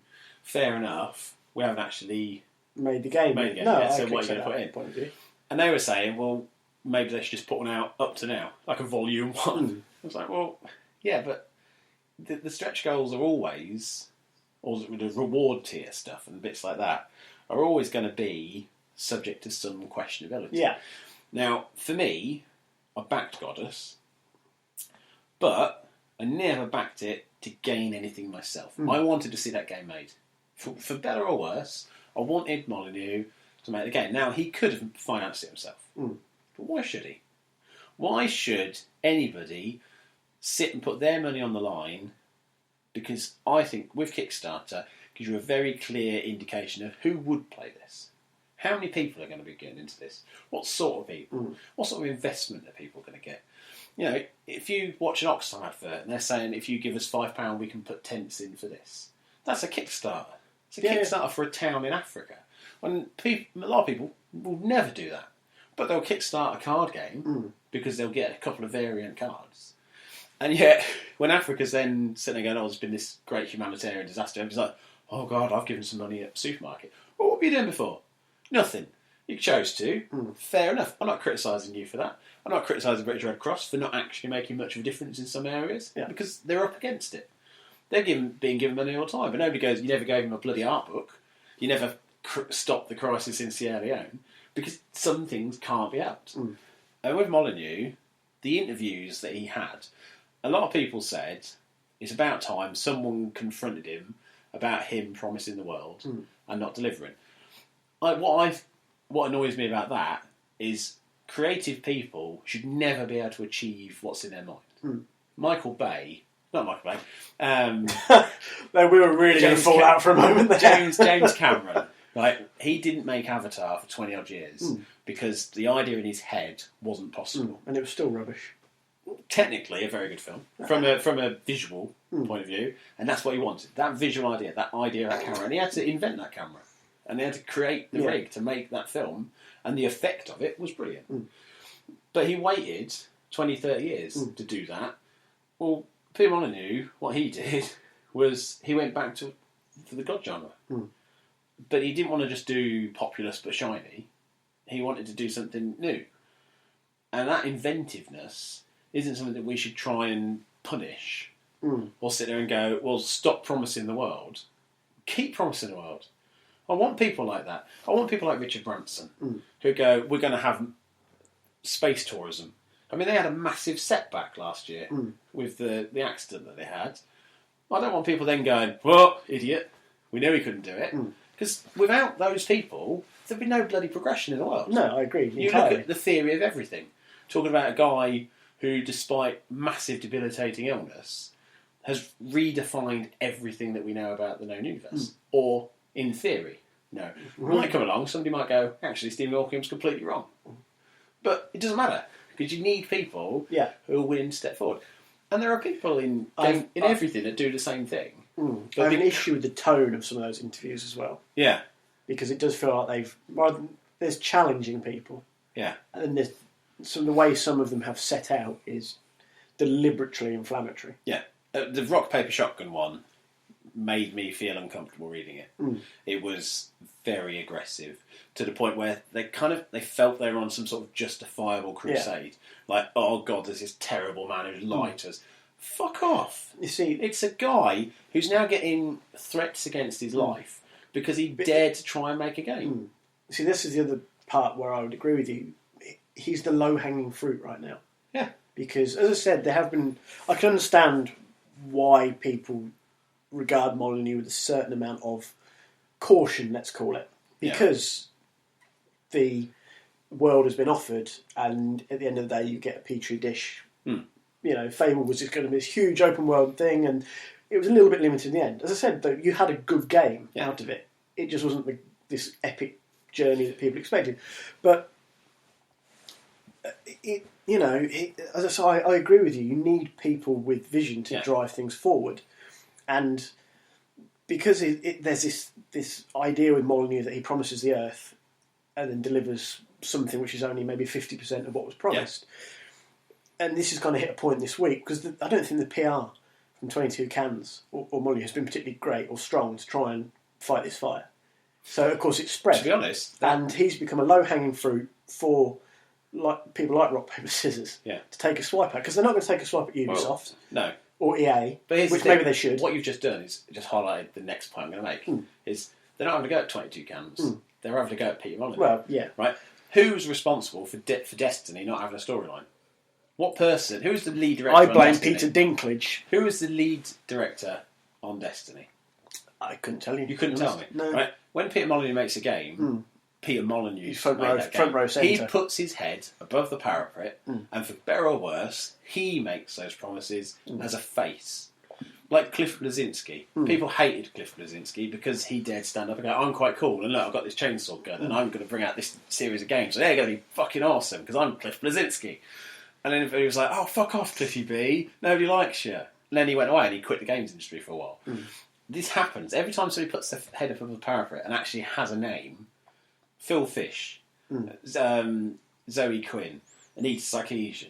Just in life. If you think of a name involved in the gaming industry, I mean, you look at Jade Raymond from Ubisoft. She was a pretty woman who works in the games industry. Immediately, everybody's like, oh, yeah, what's this woman? Oh, look at her, she's gorgeous. And the fact that she's working on really good games. Rhianna Pratchett, anytime there's a name, there'll either be heavy criticism or objectifying. But I think that speaks a lot for the modern world we're in. Look at Russell Brand when he stuck his head above the political parapet. Exactly. You don't have to agree with him. I don't particularly like Russell Brand, but fair play, he stuck his neck out on that one. I don't agree with everything he said. No. I actually probably agree with quite a lot of what he said. I think politically, I'm not that far from Russell Brand, but he was just crucified, and this is the thing, but with Peter Molyneux, you're talking about a man in his, I'm assuming, early 50s. 50s, I think, a family man who's quit a massive corporate job, right, to work on a small team to make projects that were challenging to him, that he wanted to make. He puts things out. He puts things out on Kickstarter, and people criticised him immediately for using Kickstarter. How dare he? He could fund this himself. Why has he quit Microsoft to come down here? Then dare ask us for money. Well, okay, you protesting people, but millions were made in funding this game. So, people obviously wanted to see a game for Peter Molyneux. Then a game comes out, and I'd be very interested to see how many people who were heavily criticising him also back that game. Because a lot of the time what happens is people don't back it because they think it was a Peter Molyneux game. And then it doesn't come to it. They go, you see, I told you this would happen. Well, you know what? Don't back it. It's not a game you've played. It's not a game you wanted. You're quite within your rights to back it. Yeah. Well, why have you suddenly allowed an opinion on this? Oh, because it's Peter Molyneux. And because he's got this reputation of standing up in front of people and saying, I think this is going to be the new big thing. Milo and Kate with Connect. Yeah. Right? People always go, he always said that was possible. You know what? Connect 2 has proved that is entirely possible. It is very possible. It just wouldn't necessarily have worked as a game. The interaction between an adult and a child was a bit weird. Yeah. But for the principle of putting your hand to your face, it knows to do that. It was able to do all sorts of small little gestures. Now, it knows... I mean, there's games on the DS and the PSP where it'll say smile, and the cameras know you're smiling. It's not a massive jump. It's a case of, if you don't have those pioneers saying this is what's possible, nobody gets excited about anything. And I wouldn't mind, to a point, people criticising a first timer, saying, look, you promised us this, you didn't do it, right? If somebody comes around and says, you're going to have this kitchen, and I'm going to do it for 10 grand, and then you come in and there's just a load of rubble, and they go, sorry, didn't really know what I was doing, 10 grand please, fair enough, you criticise. But this is the guy who brought Syndicate and Theme Hospital and Dungeon Keeper and Fable and Black and White and Theme Park to the world. It deserves a certain amount of respect. Yeah. Because the reason he's a dreamer, the reason he's aiming these heights, is because he's been there. Because without people like him, British gaming in the 90s wouldn't be existing. No. You know, yes, and by proxy, the way a lot of things are now probably wouldn't happen. Yeah. Because some of those games like Dungeon Keeper did have an influence on a people whole making generation of games people making games grew up on Molyneux games. And I went to an event and I spoke to a guy called Andy Nuttall who worked for Bullfrog with Peter, and he said Peter was a bully sometimes. If you didn't like your idea, you were told he didn't like your idea. He would shout at you, but he was the boss. That's what he should be doing. You go and work in a bloody builder's yard, and you expect your boss to be like, "All right, mate, how you doing? Oh, you take your time. Oh, that wall's a bit wonky. Yeah, oh, don't worry about that. You have your ass pulled apart." And so I was reading one forum poster who was a QA guy or a PR guy who used to work for Peter. Yeah, and he goes, "Oh, he was a bully." Well, I would say the Rock Paper Shotgun and Eurogamer articles weren't much better. Really, it was taking an opportunity. I read the tweet. I was following the tweets back to when they first asked if they could interview Peter. Now, they didn't go through a PR agency. They tweeted Jack Attridge, who's kind of second in line at 20 Cans. Just went, "Can we arrange a meeting with Peter?" And he went, "Yeah, we'll get something sorted out." There was no great big conspiracy, like this is a big PR thing. They wanted to talk to Peter. Peter made himself available. They tore him apart. Peter says, "Well, I'm not going to talk anymore." Yeah. At the same time as doing other interviews that were booked. Well, it's perfectly reasonable if you've booked 5 interviews to not cancel the other 4, because that's very unprofessional. Yeah, and he'd get crucified for doing that. Yeah, and instead, because he said in 3 different interviews, "I'm not talking to the press anymore," well, he's fulfilling his obligations, but he's not talking to the press anymore now. Yeah. And I hope he does come back, but I hope he's, unfortunately, for one bad, more selective with who he talks to. See, again, that to me speaks more of the way the modern world is than anything. And as I said, I can completely see why people are upset and frustrated. And I must admit, I have been with things like Fable. Yeah. Because I expected one thing, and it was another. But don't get me wrong, I loved Fable. Fable 2 is one of my favourite games ever. So, you know, and I love Theme Hospital. I never really got into Dungeon Keeper. I just don't think I played it that much. But I respect that it is one of the most respected titles from that era of gaming. And it's influenced an awful lot of people. And Populous. How many people play Populous? And Black and White. Yeah. I mean, you know, I can completely... Even as the I said, movies, this is to a point. Yeah, this is what I mean at the start, because I don't know if you thought you and I were going to have a big Barney about this. Oh, I was hoping so. I got boxing gloves on and everything. Yeah, there's inflatable sumo suit. It's not inflatable. I'm just this. Police, there's 2 hairy fat men fighting in the garden. But I can I can completely understand where the frustration has come from. Yeah.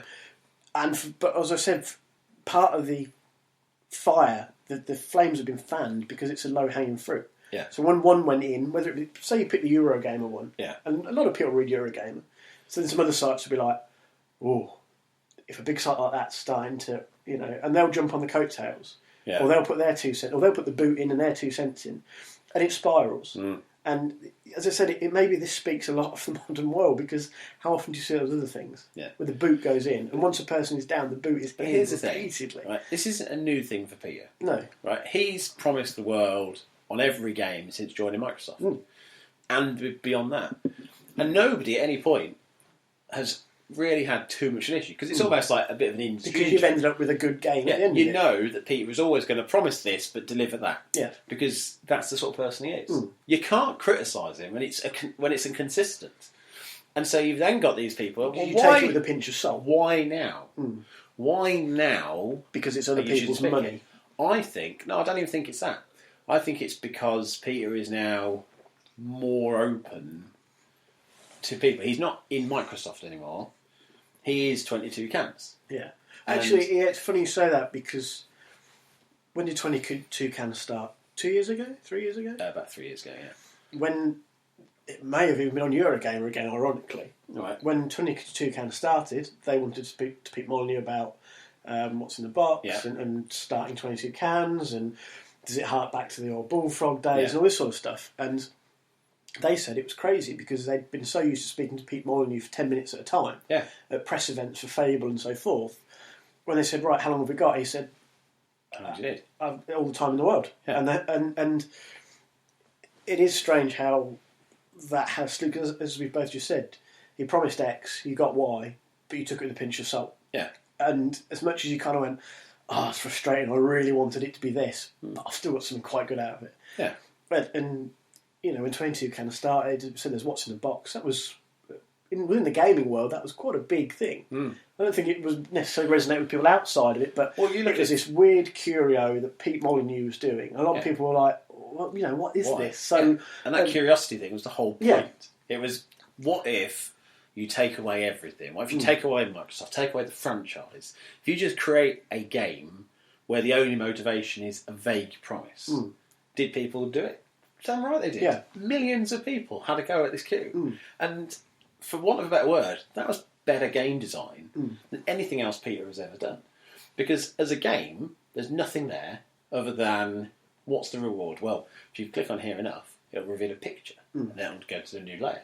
And you had no idea how many layers there were, how many cubes it would be, how long it would take. Would it be 6 months? Would it be 6 years? Would you be the only person lonely tapping away because everybody else had gone to something else and only installed it? And all that data that they got went into Goddess. And the idea is they're going to do 22 games. Now, for anybody that says they've moved on to something else, well, damn right they should have. They're making 22 games. They can't just make Goddess for the next 5 years. Because they've also then missed the promise that the whole company Yeah. The frustration there is that I don't think Goddess even feels half complete to people. I don't think it ever will be. Probably not. But I think you're probably right there. But for me, that's not what I bought into. I bought into Peter Molyneux making a game. I bought into the idea of supporting an independent venture from one of Britain's greatest game designers. And you can say what you like about whether he's ever achieved the full potential of what he's promised. But he's certainly achieved far more than most people will in their career. And the fact that I'd say 50% of games that go through Kickstarter are disappointing. You look at the Yogs cast with the Yogs Adventures thing. That was a massive screw up. But they would then, the Yogscast themselves kind of said, well, blame this company. And the company was saying blame Yogscast. But it just became this, you should have known better. Yeah. Well, that's huge. That was kids buying into that. That was kids and families, because Yogscast is massively popular with families. With Peter Molyneux, the people who are really getting into it were people who are interested in seeing what he did. Yeah. And what he's done is great. I mean, what you were saying about the accessibility, Mature Gamer got me an interview with him as a Christmas present. Now, that would have been impossible. Yeah. Like, as an enthusiast media site, to be given an hour of his time, for him to install the chat software and run around his office trying to get it sorted, and then for me to be invited to spend a couple of days there. I mean, unfortunately, the floods happened and then kind of hit the town, and I kind of backed up because I felt a bit inappropriate. Yeah. I don't think now I'll have that opportunity. Because people have opportunistically jumped in to kick a person while they're down. Like, if you're going to have a go at Peter Molyneux, do it consistently. Like, just say, look, we're not going to get enthusiastic about him. We're not going to cover his games because he's a liar. Well, fine.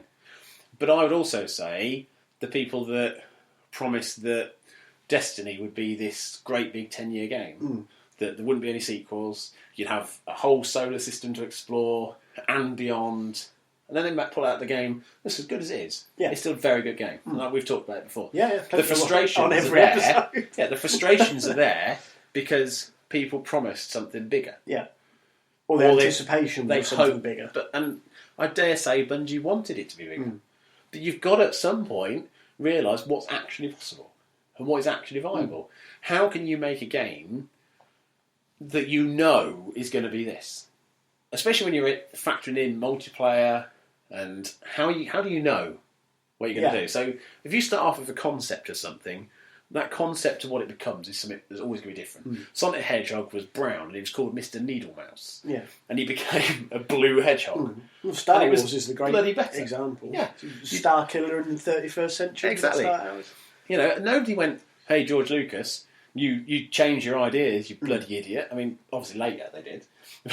But that was because he had a greatness once. Yeah. And then when he did this new trilogy, he was like, this is going to be the prequel everybody's been waiting for. And we all then went, well, that's not what we wanted. Well, you know what? They were still not bad films in terms of rubbishy Saturday tea time sci-fi. Yeah.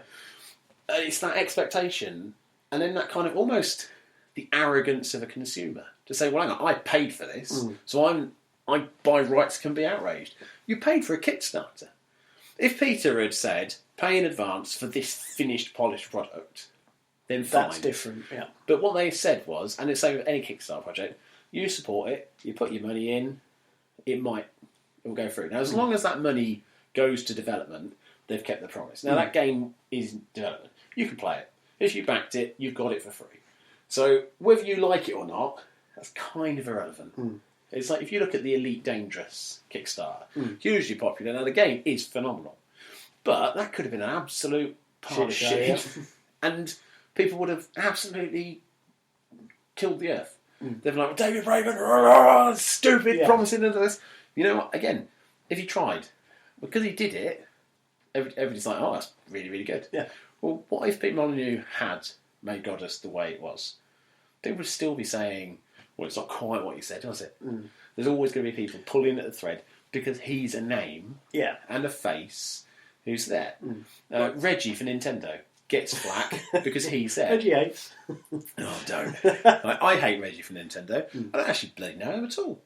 All I know is he sits on E3, says stupid things that wind me up. And that's, for some people, that's what I get from Peter Molyneux. But for Peter Molyneux, he's also backed up all of his promises by making some fucking good games. See, the other point you mentioned, Reggie, there at Nintendo, where Molyneux, it comes back to a point I made. I've seen other people make this point as well, about the Molyneux being the low-hanging fruit. Yeah. If you go after, say, you go after, air quotes, Reggie, you effectively go after Nintendo. Yeah. If you go after Nintendo, they might just say, fine, we won't send you any of our games anymore. Yeah. If you go after Ubisoft, no more Assassin's Creed, which may be a series of slowly diminishing returns, but it's still a big series. Same with EA and Activision. So, whereas if you don't get the 22 cans Goddess release, is that such a big issue for some... You know, if you piss off Pete Molyneux, you lose some indie games. Do you know my favourite thing about Pete Molyneux? I've never told his you haircut? No. Oh. Of all of his games he's made, the one thing that if anybody says, why do you like Pete Molyneux, I'll tell him this story. A couple of years ago, Pete Molyneux was sat at a game shop. I think it was E3. It might have been GEC. And he had an orange in his hand. And he dropped it on the floor. Kind of went like that and just dropped it. And everyone went, you're right. And he went, yeah, I tried to do that thing where you let go of it and catch it again to be cool, but I didn't manage it. That's Peter Molyneux. Like, he puts himself out and he's entirely honest. And when he makes a promise, he means that. He's not just saying it to get money. He's not saying it to get exposure. He's saying it because he wants to make that game. He wanted to make a Fable where if an acorn falls in Fable 2, the tree will be there. Yeah. Because why wouldn't you want that? Yeah, oh yeah, precisely. Yeah? Why wouldn't you want to be the person who has an idea and goes, wouldn't that be cool? Yes, do that. And if you fail, at least you tried. It's like there's that phrase, isn't it? Aim for the stars, and if you miss, you still made it to the moon. Yeah. Right? That's what Peter Molyneux does. But in any other industry, that would be acceptable. But because he's a person, suddenly he's somebody who people can go, hang on a minute, you're responsible for this. We're fed up with your promising things and everything. But this is what I mean about this being the modern world. Yeah. Because you could aim for the stars. But that's not justification, is it? No, it's not. But this is the kind of world where you could aim for the stars and somebody would ask you how much it costs. Yeah. Because that's the be-all and end-all. So I read... we can do this, but it will cost however much. And it's like, we haven't really got the budget for that. It's like, but we can meet alien life forms and settle on other planets and Alpha Centauri and all this stuff we dreamed about in 1950 science fiction and Sid Meier's Civilization. We can do it. Yeah, the budget doesn't really add up. Yeah. It's like some things are about more than this shit. And Exactly. it's just, Well, it is one of those situations, I agree. I was reading an interview, and they were talking about Anita Sarkeesian. Now, I don't know how much you know about Anita Sarkeesian. She's the feminist frequency Twitter account. She's the one who wrote the female tropes in game. Yep. Now, for her, she's actively said she's barely played any games at all.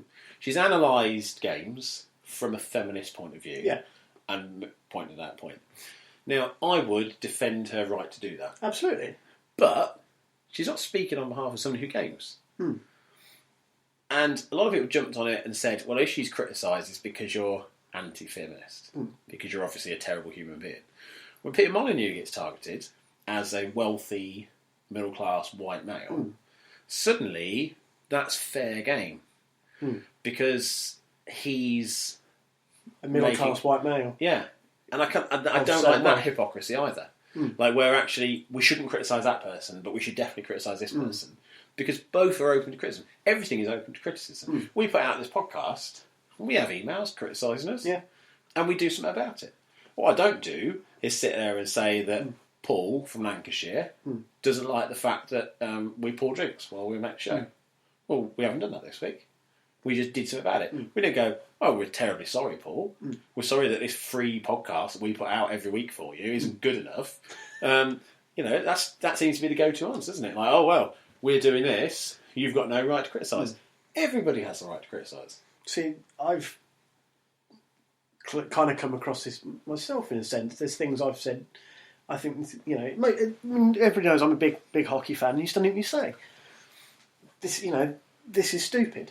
Yeah. And then all of a sudden it's like, it's always been like this, it's fine. It's like, yeah, it's always been like this, and how many rinks in the UK are full? Yeah. Maybe 1 or 2. Or 3, and they're the biggest teams. And to be fair, they do great jobs at their marketing. How many other rinks across how many leagues aren't full? And yet you tell me it's fine. It's not fine, but you're the one who sticks your head above the parapet, so I am, so I get shot at. And it's a similar principle. Yeah.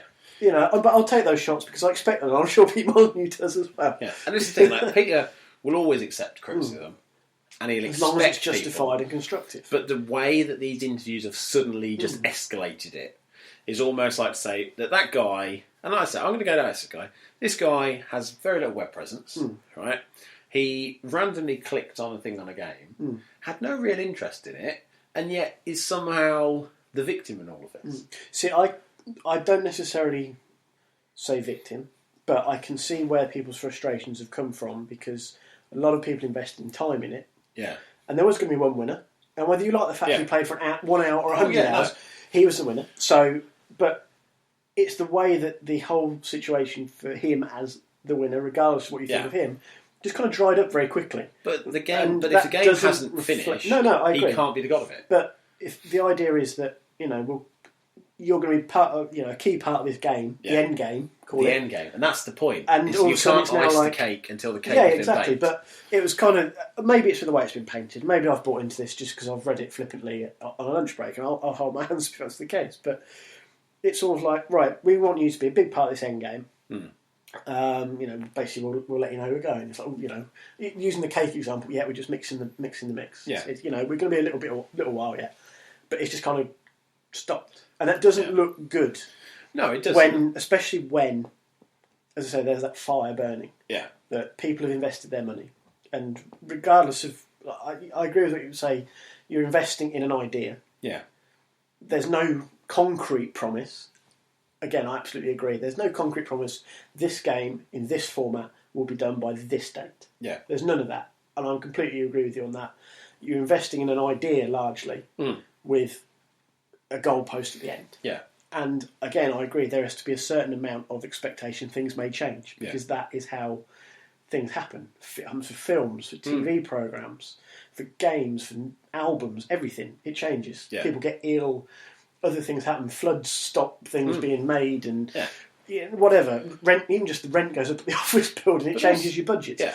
But because that fire was there, and people were frustrated, And because so many people have put effort into curiosity, it was almost a fuel for that fire.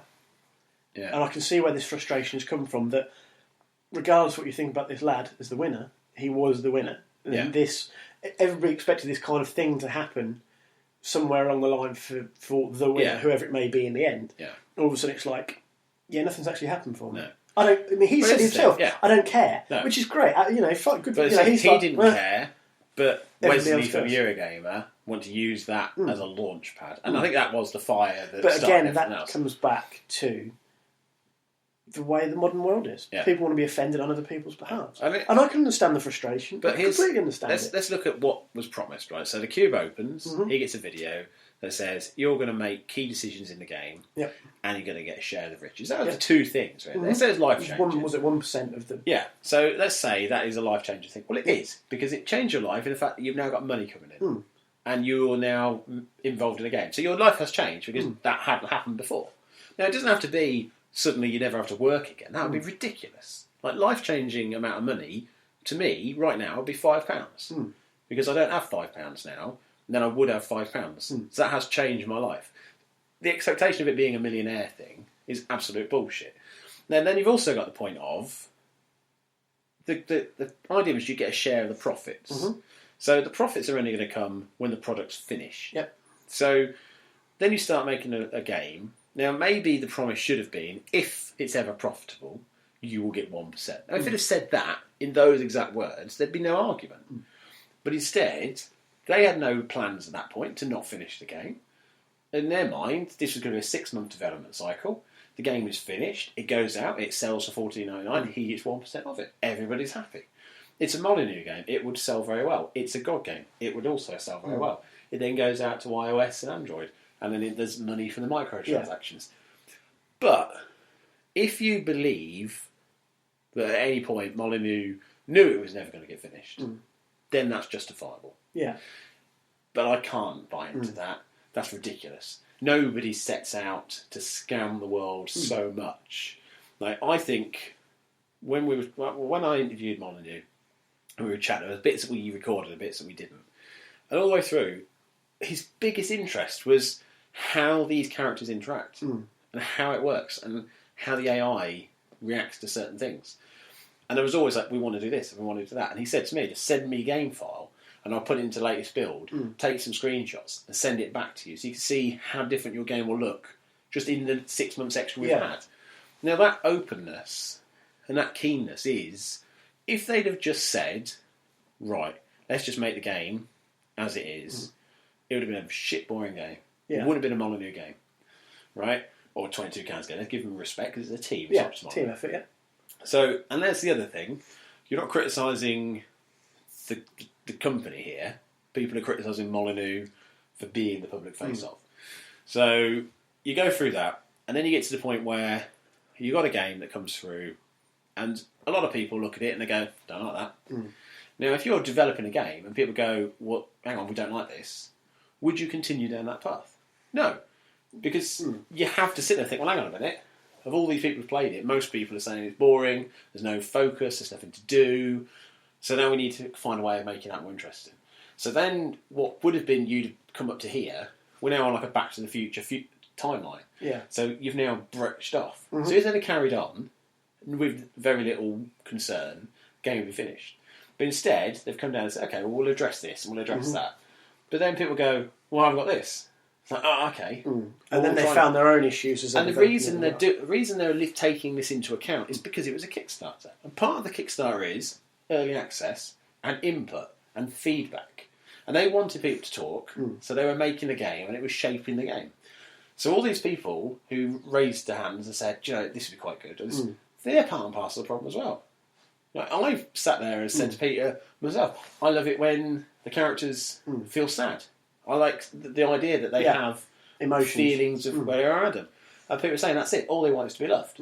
We coded it so that if a character is separated off on their own, they'll react differently to if they're within a load of other people. Do you think this is part of the problem with Pete Molyneux, that a lot of the stuff people see, hear, read of him is sound bites?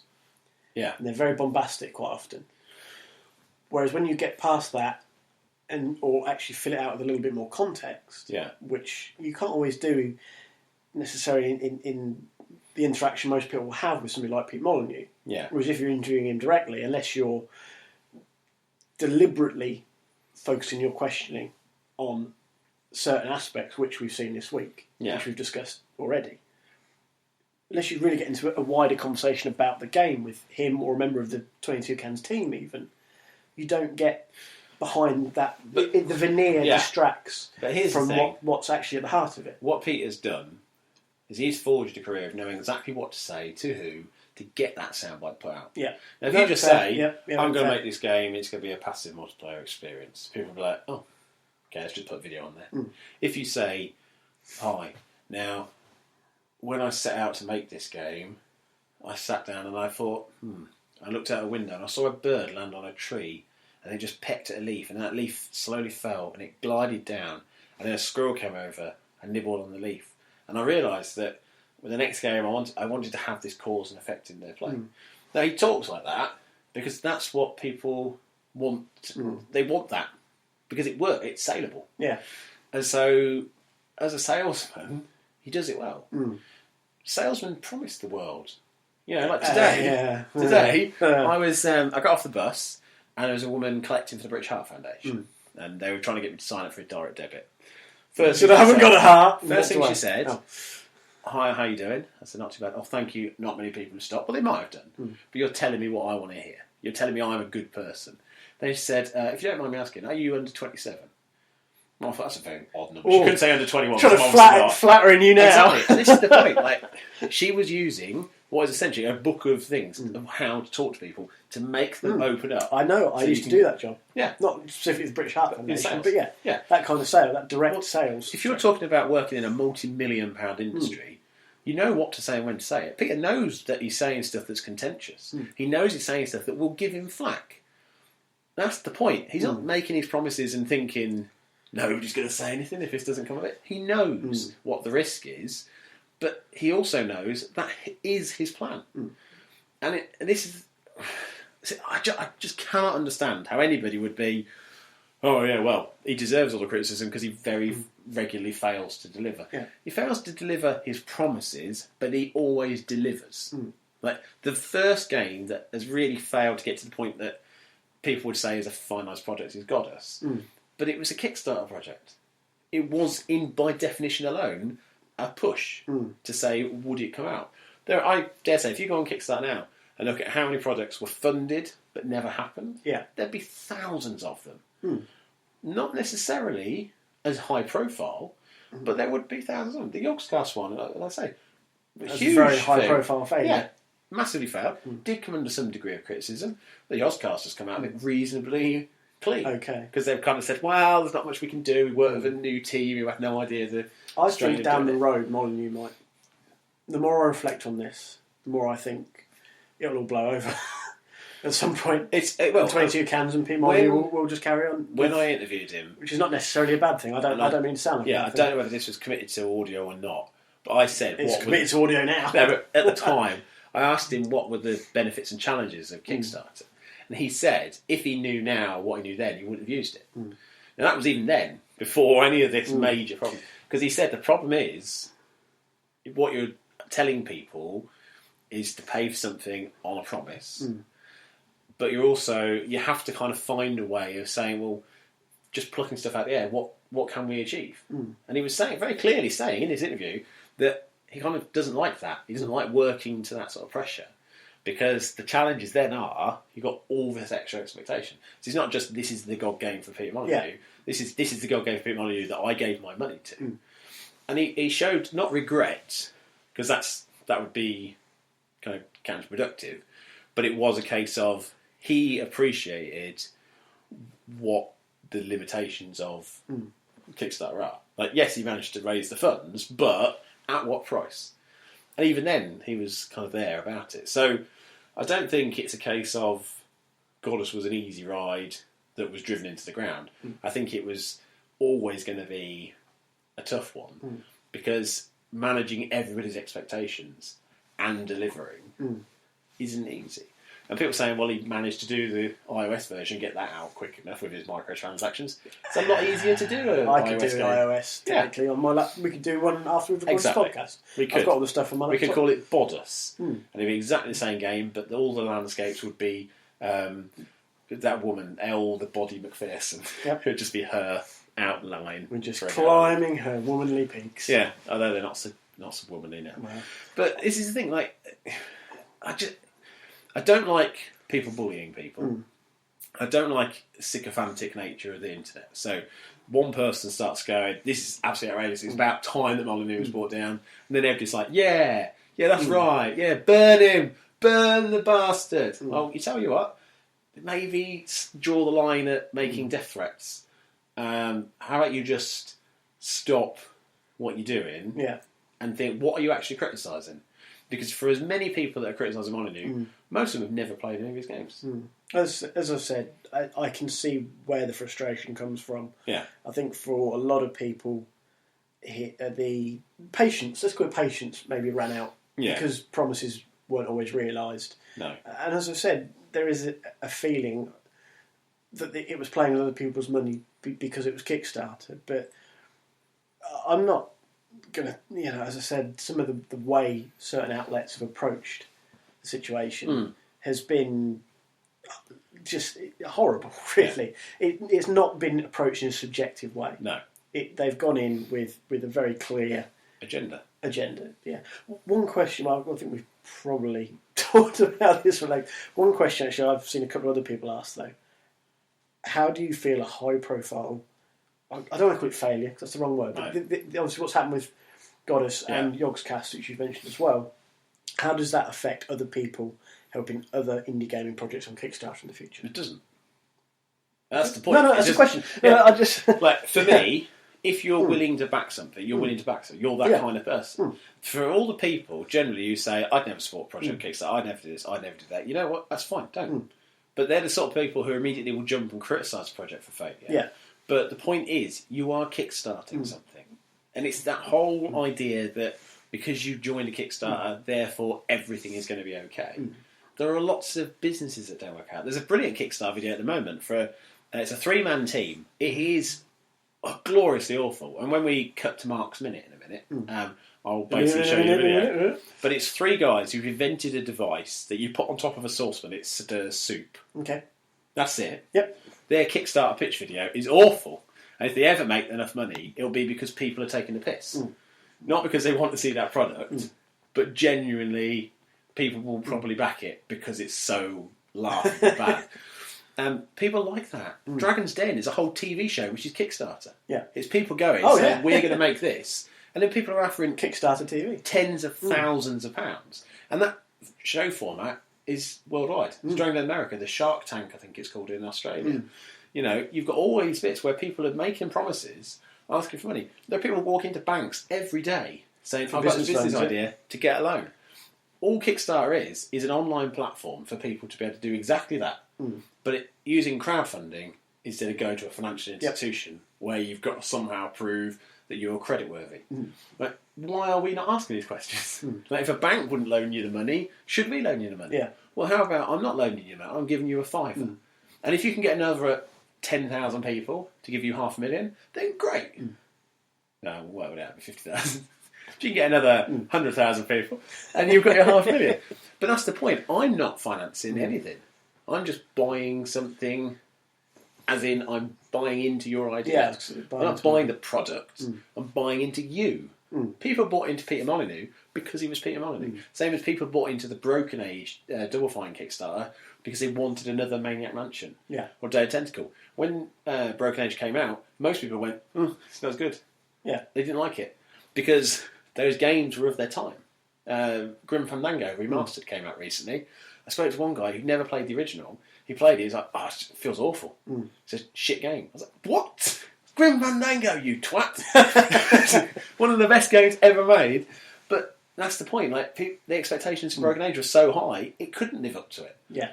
But it didn't not deliver, because the game came out. It wasn't brilliant. It was what it was. If you don't like Goddess, that's not them failing to make a game It's them failing to make the game that you hoped it would be. Yeah. They have made a game. They just haven't made a finished product, and it'll probably have to be abandoned.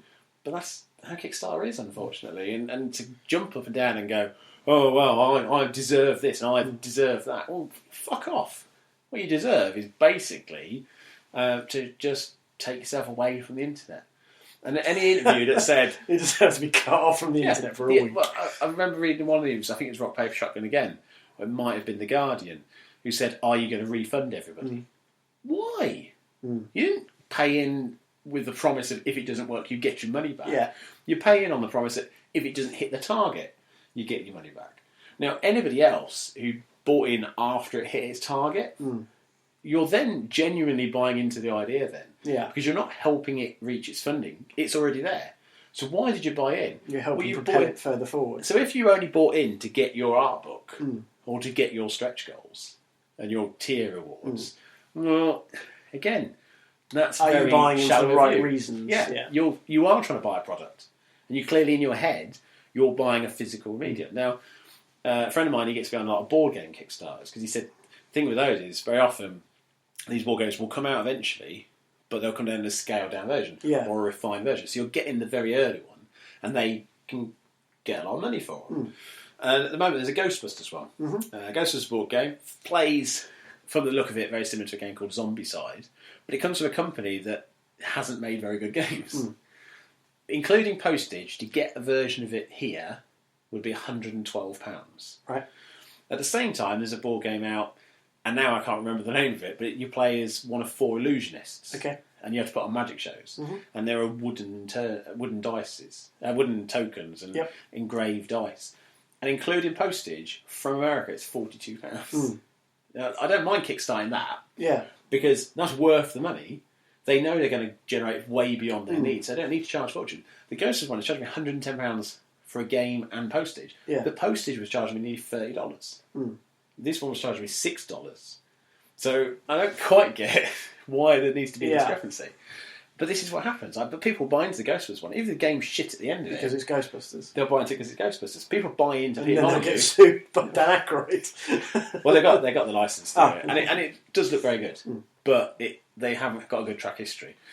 A friend of mine has backed it, so we will have it for a game night, so you'll be able to play it.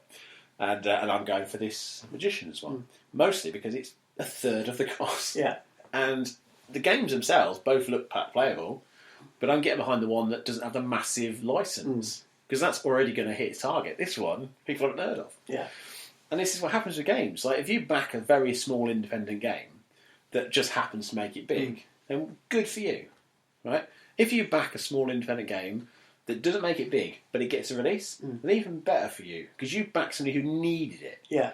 If you back Peter Molyneux because you thought he couldn't make that game without you, and then you criticise him, then That's you're both wrong. naive and Exactly. Like, you're not slightly going on cuntish. you're not going into an unknown quantity. You're backing someone who promises the world and then doesn't ever quite deliver, and then you're going to criticise him for not quite delivering. It's just the whole principle of A, backing Molyneux and B, being on Kickstarter. The two come with an inherent risk. To then criticise anyone involved in that is just a twatish move to do. But reading so many people just going, yeah, bloody Molyneux, that's particularly from people under 19, winds you up the most. Because the only Molyneux games they've really played are Fable. And even then, probably the later Fable games. Well, even if they played Fable 1, right, they, at a very young age, they wouldn't have appreciated the game design. No.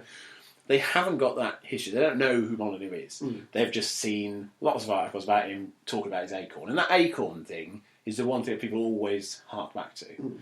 I can't remember him making too many promises in the Bullfrog days.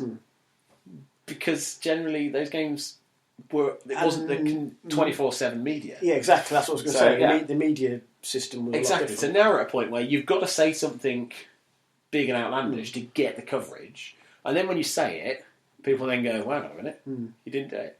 I could probably sit down with a pen and piece of paper and write down 5,000 games the last 10 years.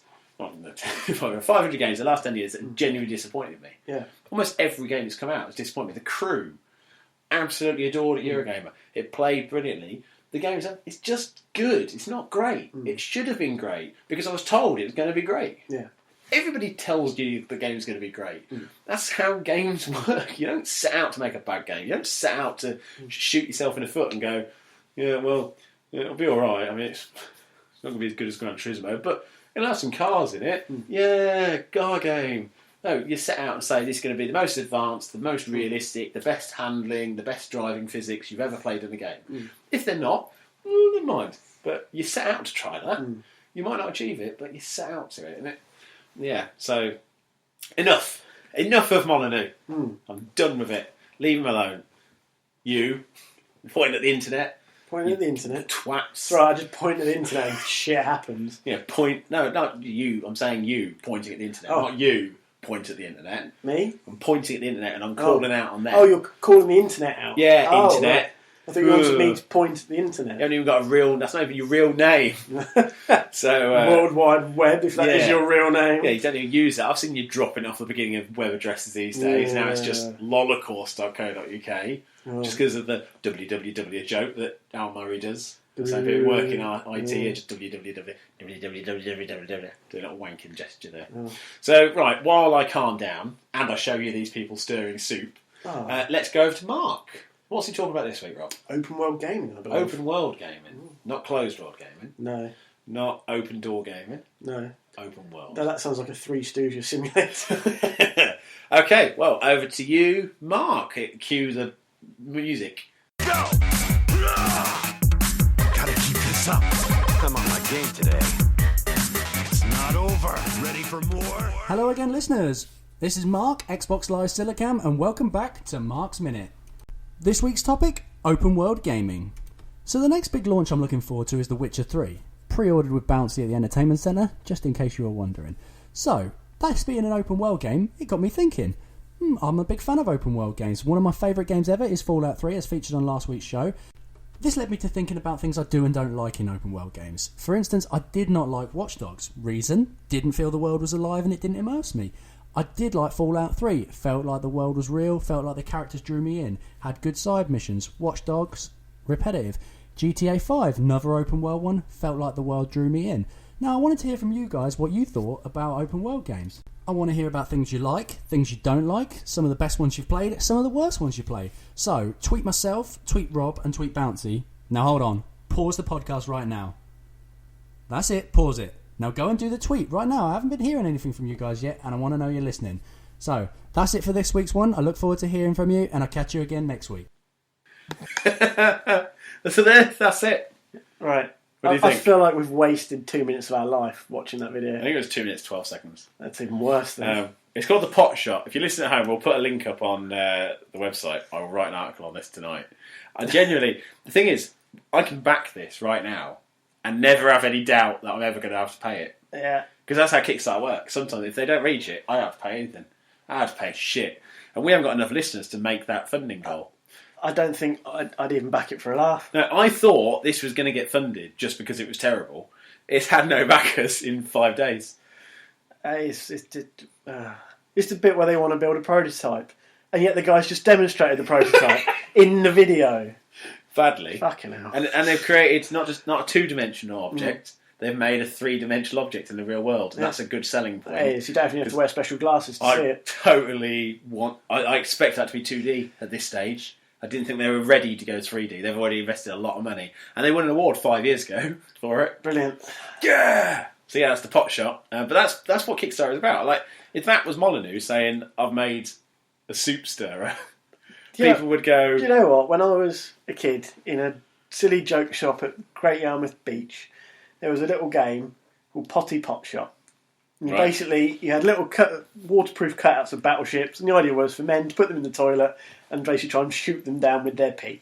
Yeah. And that was the Potty Pot Shot, and that was an infinitely better idea than the pot shot. Well, I've sent this link to my girlfriend, who just went, "You want to support that, don't you? Because it's so shit." And you said, well, "Yes, I do." No, that's your Christmas present. That's it. If I had invest $55,000 to get you that for Christmas. She's just suggested that a wooden spoon is cheaper. She's but right. That's not automated, though. No, it is. No, it's not automated. Yeah, you get a child. No, that's still not automated. That's a child. You have to have a child. That's more expensive than a pot shot. Depends where you go. Over a lifetime, that pot shot is $55,000. That's about £28,000. I'd say it's probably cost more than that to have a child for 18 years, and possibly university and a car, and all the bloody games I have to keep buying to play, so ignore them. Well, the alcohol I've had to buy to get over the horror of the fact that my kids are growing up and being a bit stupid sometimes. So, it's a pot shot. You see, not everything on Kickstarter is going to get funded. Yeah, that's for sure. Christ. But, that's the point. Like, Molyneux being on there, he has every right to be on there, just as those three weirdos, particularly the guy who invented it, who can't talk properly and couldn't even do his own pitch. And they decided not to re-record that. Yeah. This is your one chance to sell it. And he basically came around and goes, this is the pot shot with my two friends. No, that you developed with your two friends? That we're selling with our two friends? What is it you're doing there? So, yes, very strange. Well, that's very puzzling. What else is puzzling in the world of gaming at the moment? Apparently, Rise of Tomb Raider is going to have tougher puzzles. I'm quite pleased with that segue. Oh, that was nice. Tougher puzzles. So is this in general throughout the game, or is it going to be side quests, or is it just a vague promise? I think the idea is to get back to its roots. So the puzzles that you may encounter through the main quest will be a bit tougher, because some people were critical that with the reboot, they weren't that tough. Even though I know you and I both agree there were certain elements of it, unless you jumped in exactly the right place, you'd end up in the fucking sea. Yeah. Through that whole bit again. Yeah. That was really annoying. But yeah, they're basically trying to get back to the roots of Tomb Raider. Right. So certain tombs will have sort of puzzles within puzzles. Call them optional tombs, which a lot of the tombs in the reboot kind of were. I do see that criticism. Yeah. That most tomb exploration was optional. Yeah. So there wasn't enough direct, you have to go through mean, this tomb to from that, do this. I think we've talked about this before, the issue I always have with the early Tomb Raider games is sometimes a puzzle would stop you progressing. And that's one thing that they seem to be conscious of, reading the press releases and the interviews. They don't want to get to a point where it may appease the hardened Tomb Raider fans and puzzle fanatics, but prevent the more casual player from enjoying the game. So I think this may be where the optional tombs come in. So they can really crank it up on one or two of those to give people that challenge, but they're not necessarily going to form a massive part of the quest. You can still complete the story without having to go through I'd quite like a side quest, a side mission, like not side mission, a side story where it is like Lara going through a series of chambers and them increasing difficulty. Just not as story mode, but actually just something in there that's just, while this is happening, this also happened. Like maybe just afterwards, like an epilogue. Yeah. Where she's doing her first proper raid or something like that.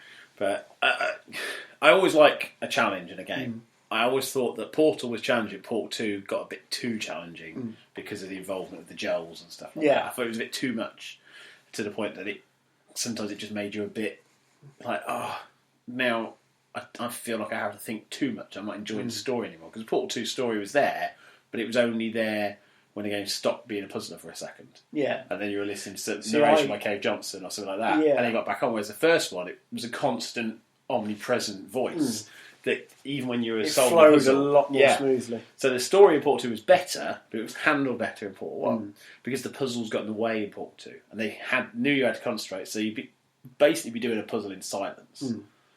And then you get to a scene where it then go, oh, and by the way, there was this man who was a curtain ring salesman. Yeah. Blah, blah, blah, blah, blah. And this is all quite sad because there's this woman, and then this happened, and then that happens. And you think, oh, I love this story, but drip feed that while I'm doing the puzzles, please, because that's it. And with Tomb Raider, what I don't want is to be doing like there was in the first one, where there's a lot of climbing up and then falling and dying, and then climbing up and falling and dying. Because that put me off, as a younger man, that put me off the early Tomb Raiders. Yeah. It was just too much, because at that age, I was all whiz pop bang bang, please. Yeah. There was no, I had no appetite for that kind of game. Whereas now I'm older, I do. So I appreciate what they're trying to do in making it a little bit more mentally challenging. But I hope that they stick to what they've said and they don't overkill it. Yeah. Where it actually inhibits your progress in the game to a point where it becomes unenjoyable and a chore to continue through certain parts. I think one of the big strengths of Tomb Raider was the flow of the story was never hindered by you requiring to do something. I mean, obviously we said there were areas that were frustrating, but they were frustrating because you were doing it wrong, not because there was mistiming something. You just didn't know what to do, and that's the thing with a lot of the puzzles in Tomb Raider. There were points where if you didn't have a guide, you kind of get to a point where you think, see, this I need a handle to pull that lever, but I don't know where that handle is. Where where NX are trying to not only engage a generation of Tomb Raider fans, but a huge swathe of people who weren't necessarily a Tomb Raider fan. Yeah. So in the reboot, they literally had a clean slate because it was a reboot. So they can say, well, look, we can not only go and get the Tomb Raider fans, we've got an opportunity to pitch it in such a way we can bring a whole different group of people in to the Tomb Raider world who were actually put off before because it wasn't their type of game. Yeah. So they're trying to walk that line.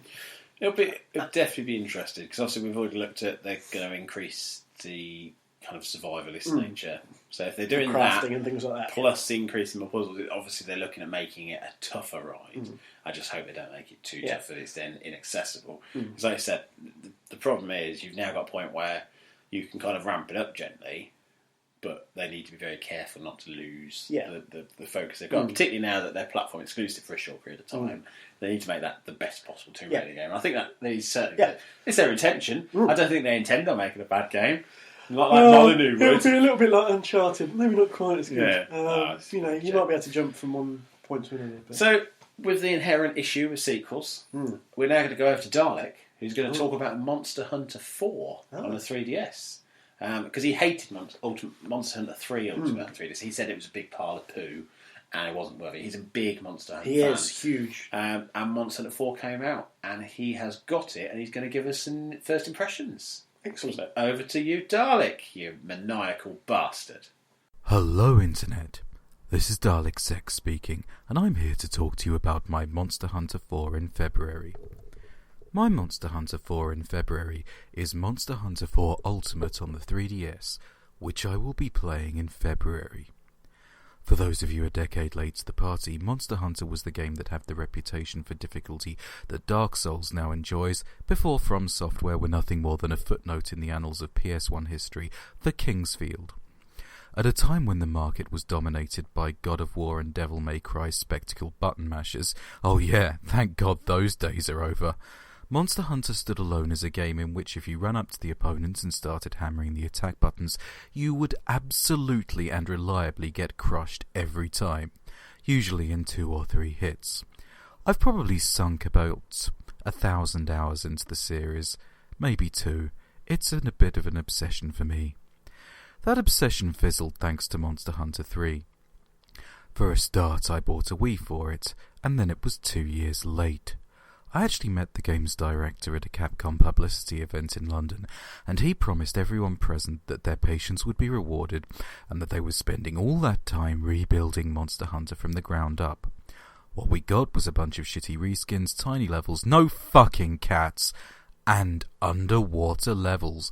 Oh god, yes, please let's have some underwater levels. They're what every video game needs. Could you throw in a few escort missions while you're about it? Anyway, long story short, Capcom employs incompetent liars that broke my heart. Newsflash though, Monster Hunter 4 is good. In fact, it's not just good, it's not just very good, it's probably the best game of the series and already an early contender for Handheld Game of the Year. It fixes everything that was ever wrong with the series, which is no small task. Wi-Fi online play is in. Verticality of play has been added, allowing hunters to plunge attack, vault into the air and mount monsters' backs in an exciting little mini-game. All of the 12 existing classes have been rebalanced to feel familiar but require relearning. 2 excellent new classes have been added, both with their own fascinating mechanics. And cats are back. Cats. Of course, this is the series' first stab at handheld online multiplayer, so things are a tiny bit broken. It would have been nice to be able to search games by hunter rank. The omission of something so elementary feels a bit surreal. Some fault-tolerant programming on that side would have been nice too. One net fart and you're kicked out of the hunt, which is not only tremendously frustrating, but somewhat emotionally damaging when you found a great party and then get disconnected, probably never to see them again before you've had a chance to exchange guild cards. All in all though, Monster Hunter 4 Ultimate represents not only the series' zenith, but the perfect jumping on point for new players, and you can join me on it by following me at The Voice of Sex. You might even get to experience my new YouTube channel, Sex Talks About Apps.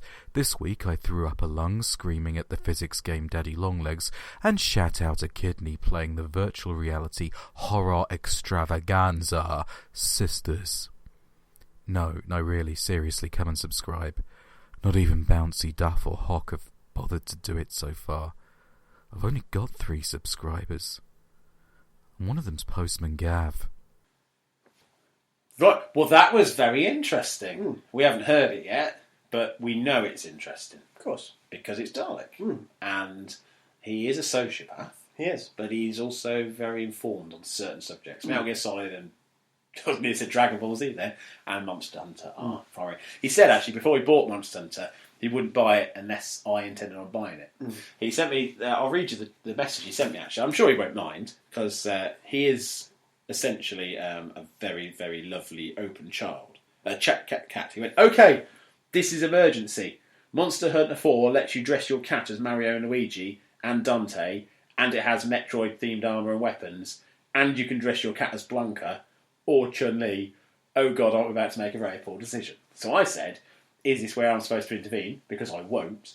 And he said, I don't want you to intervene, but I might like some assurance that the possibility exists you might join me. So I felt, now I've got to be careful, I don't want to do a Molyneux. I don't want to make a promise I can't keep. So I said, there is a distinct possibility, but not for a few weeks, simply not feasible yet. Hours cut for the third time at work, so everything's buttoned up tight. He went, that'll do. And then that was it. So he bought the game. So I like to think that his enjoyment of the game is directly my responsibility. Yeah. But yeah, it's just as well he looked at the box in the shop then. It's nice that he's enjoyed it, and it does seem to be going down very well. The obviously new Nintendo 3DS is officially out now. Yes. So my overpriced Ambassador Edition is no longer special. Everyone's now got a 3DS with an extra nub to play with. But it's gone down very well. Sales for Nintendo products have shot. I think it's 47% increase in sales, which it should do when they've had 2 games out and Amiibos and a new console. Kind of expect some sales increase. See, I flirt with the idea of getting a handheld at some point, but I haven't even saved it for 360. Xbox One yet, so I keep flirting with it, but it's when I would play it. Yeah. Kind of thing, because if I'm not playing on the 360 at home, I tend to play, everybody knows, Football Managers. Or Tapped Out, which I actually play less and less of. I'm starting to tire of it. It is. That's the thing, like these casual games, eventually they have no place. They wear thin. I find it very difficult to get into any new ones. The Family Guy I still play a bit. I've just got the Evolve game, which is a match 3 puzzler, but it can help you gain experience to help your game characters in the main console game. So I'm intrigued by Evolve. I'm quite looking forward to giving that a go. Yeah, if I had workable internet and PlusNet weren't completely terrible, I would have had Evolve by now. But a big online game like that, I just can't play it. Yeah. And like I was saying last week, I'm barely registering half a meg of download, so there's no point trying to get onto online. So yes, that was all very interesting. Now, this week seems to all be about people being disappointed. Yes. The Order 1886 is out on Friday. Yep. By the time the show goes out, it should already hit the streets. But the reviews have already started to land. Yep, as they do. And early impressions. And a lot of people criticising it because it's not very long. I've seen this. Yeah. I mean, it's PS4 exclusive. PS4 exclusive. So I've not paid a huge amount of attention to it because I may never play it. Yeah. But I'm obviously aware it's coming because you see the headlines, you see it on the upcoming titles. Yeah. Postings on various websites and newspapers and so forth. So I'd seen a few bits about it. Yeah. Kind of caught a few loose details. It's like, sounds like an interesting idea. Yes. Probably just not so I'm just not going to play because I'm an Xbox man. Yeah. And then, I also noticed the criticisms that have surfaced this week. Yeah. It's interesting because the complaints and criticisms fall into 2 distinct camps. There are people who say it is the best looking game they've ever seen in their life, but it's too short. It's frustrating for me because a lot of games, I mean, we talked about Brothers earlier. That was a 4.5, 5 hour game. Call of Duty was about a 5 hour game. Both of those I've really enjoyed, but more importantly, I had time to finish them. Yeah. Now you stopped playing Fable. Now perceivably that could be because either something else came up or it was just the fact you didn't go back to it because you knew it's a big game. There's a lot of investment in time there. And that's kind of the issue for a lot of people nowadays is why casual gaming is so popular. Because what you end up with is people saying, well, I haven't really got this amount of time to give to a game. I haven't got that much time. I'd rather have a game that I start and I finish and I enjoy than a game that I start and I never finish. I can count on one hand the amount of games I've completed this month. But I'd have to have the fingers and toes of someone from March to count how many games that I've started and I should have finished by now. The other interesting thing about this is the company who made it is a company called Ready at Dawn. Now, you'd think big Sony-focused game, but they are essentially a first-party title. Exclusive to the console, one of the best-looking games they've had. Eurogamer did a massive push. They put moustaches on everybody. Huge, absolutely huge. What do you think this company have made recently? In terms of money or games? In terms of games. What's their heritage? Honestly, I don't know a lot about them. PSP. Okay. That's all they've done. They did Akami. That's probably gone to the PSP as well, but they did the two God of War games for the PSP. Okay, yeah. They did, I think, Daxter. Jack and Daxter was Daxter. And they did something else as well, another port on the PSP. That's it. And they've gone from doing PSP development to this huge new IP. Managed to make a game that people are raving about the visual fidelity. Yeah. But all people seem to be focused on is, what's only like 5 or 6 hours long? Oh, God, this is ridiculous. Now, I say the same thing a lot, but when I go to the cinema and I pay £8 for a ticket and I'm there for an hour and a half, I don't feel shortchanged. If I'm there for 3 hours, sometimes I can think, that's too long. Yeah. Like when we went to see Great Gatsby. That was an endurance to watch that film because of how long that time went on. We didn't feel we got really good value for money because it was longer. It felt too long as a night out. With a game, I don't think they're expecting people to pay 40 quid for the story as intended is a bad thing. You want value for money, but what are you paying for? For me, I pay for the development of a game. I'm paying for my enjoyment of the game, and I'm paying for the fact that I own a physical product that I can then trade in and get some of my money back. I still have value. I'm not just throwing money in the wind and then the game appears like a genie. Is The Order just a single-player game? I'll completely admit my ignorance. What I've picked up is tidbits. It is completely single-player. Yeah, because that's obviously a criticism that comes with Call of Duty. Campaign's too short, which I can appreciate because I'm more of a single-player game than a multiplayer. But obviously the sidebar to that is the multiplayer is so big. Yeah. So I was just curious, I suppose, because that's always the trade-off for Call of Duty. Well, it's only a 5-hour campaign, seems to be, but multiplayer could last you for days. Because this is a shooter game, right, and it doesn't have a multiplayer, people seem to be more appalled that it's just single-player and it's only 4 hours. Now, for me, that argument doesn't hold any water, because if you're going to complain that the shooter hasn't got multiplayer, you say that about every shooter that's ever come out, whether it's 5 hours or 20 hours. Because if it's that easy, everybody would have them. The fact comes down to it is sometimes it's just not appropriate. Yeah. Like Mass Effect multiplayer, barely played. Had a few rounds of it, didn't feel like Mass Effect to me. I don't think I ever played multiplayer. I wanted to try it, I had some friends that were playing it, so I played it.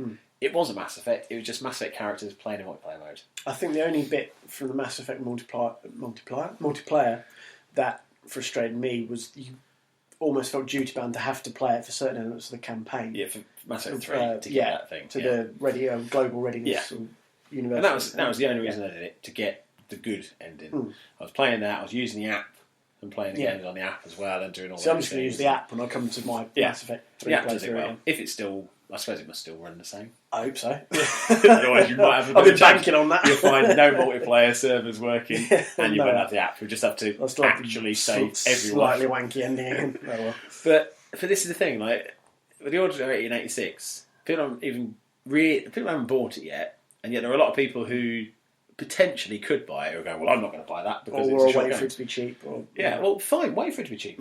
Absolutely fine. Yeah, like Mark said last week when he was talking about multiplayer-only games, and he was saying, should they be cheaper because of multiplayer-only? Well, actually, the same argument could be of if it's just a single-player-only game.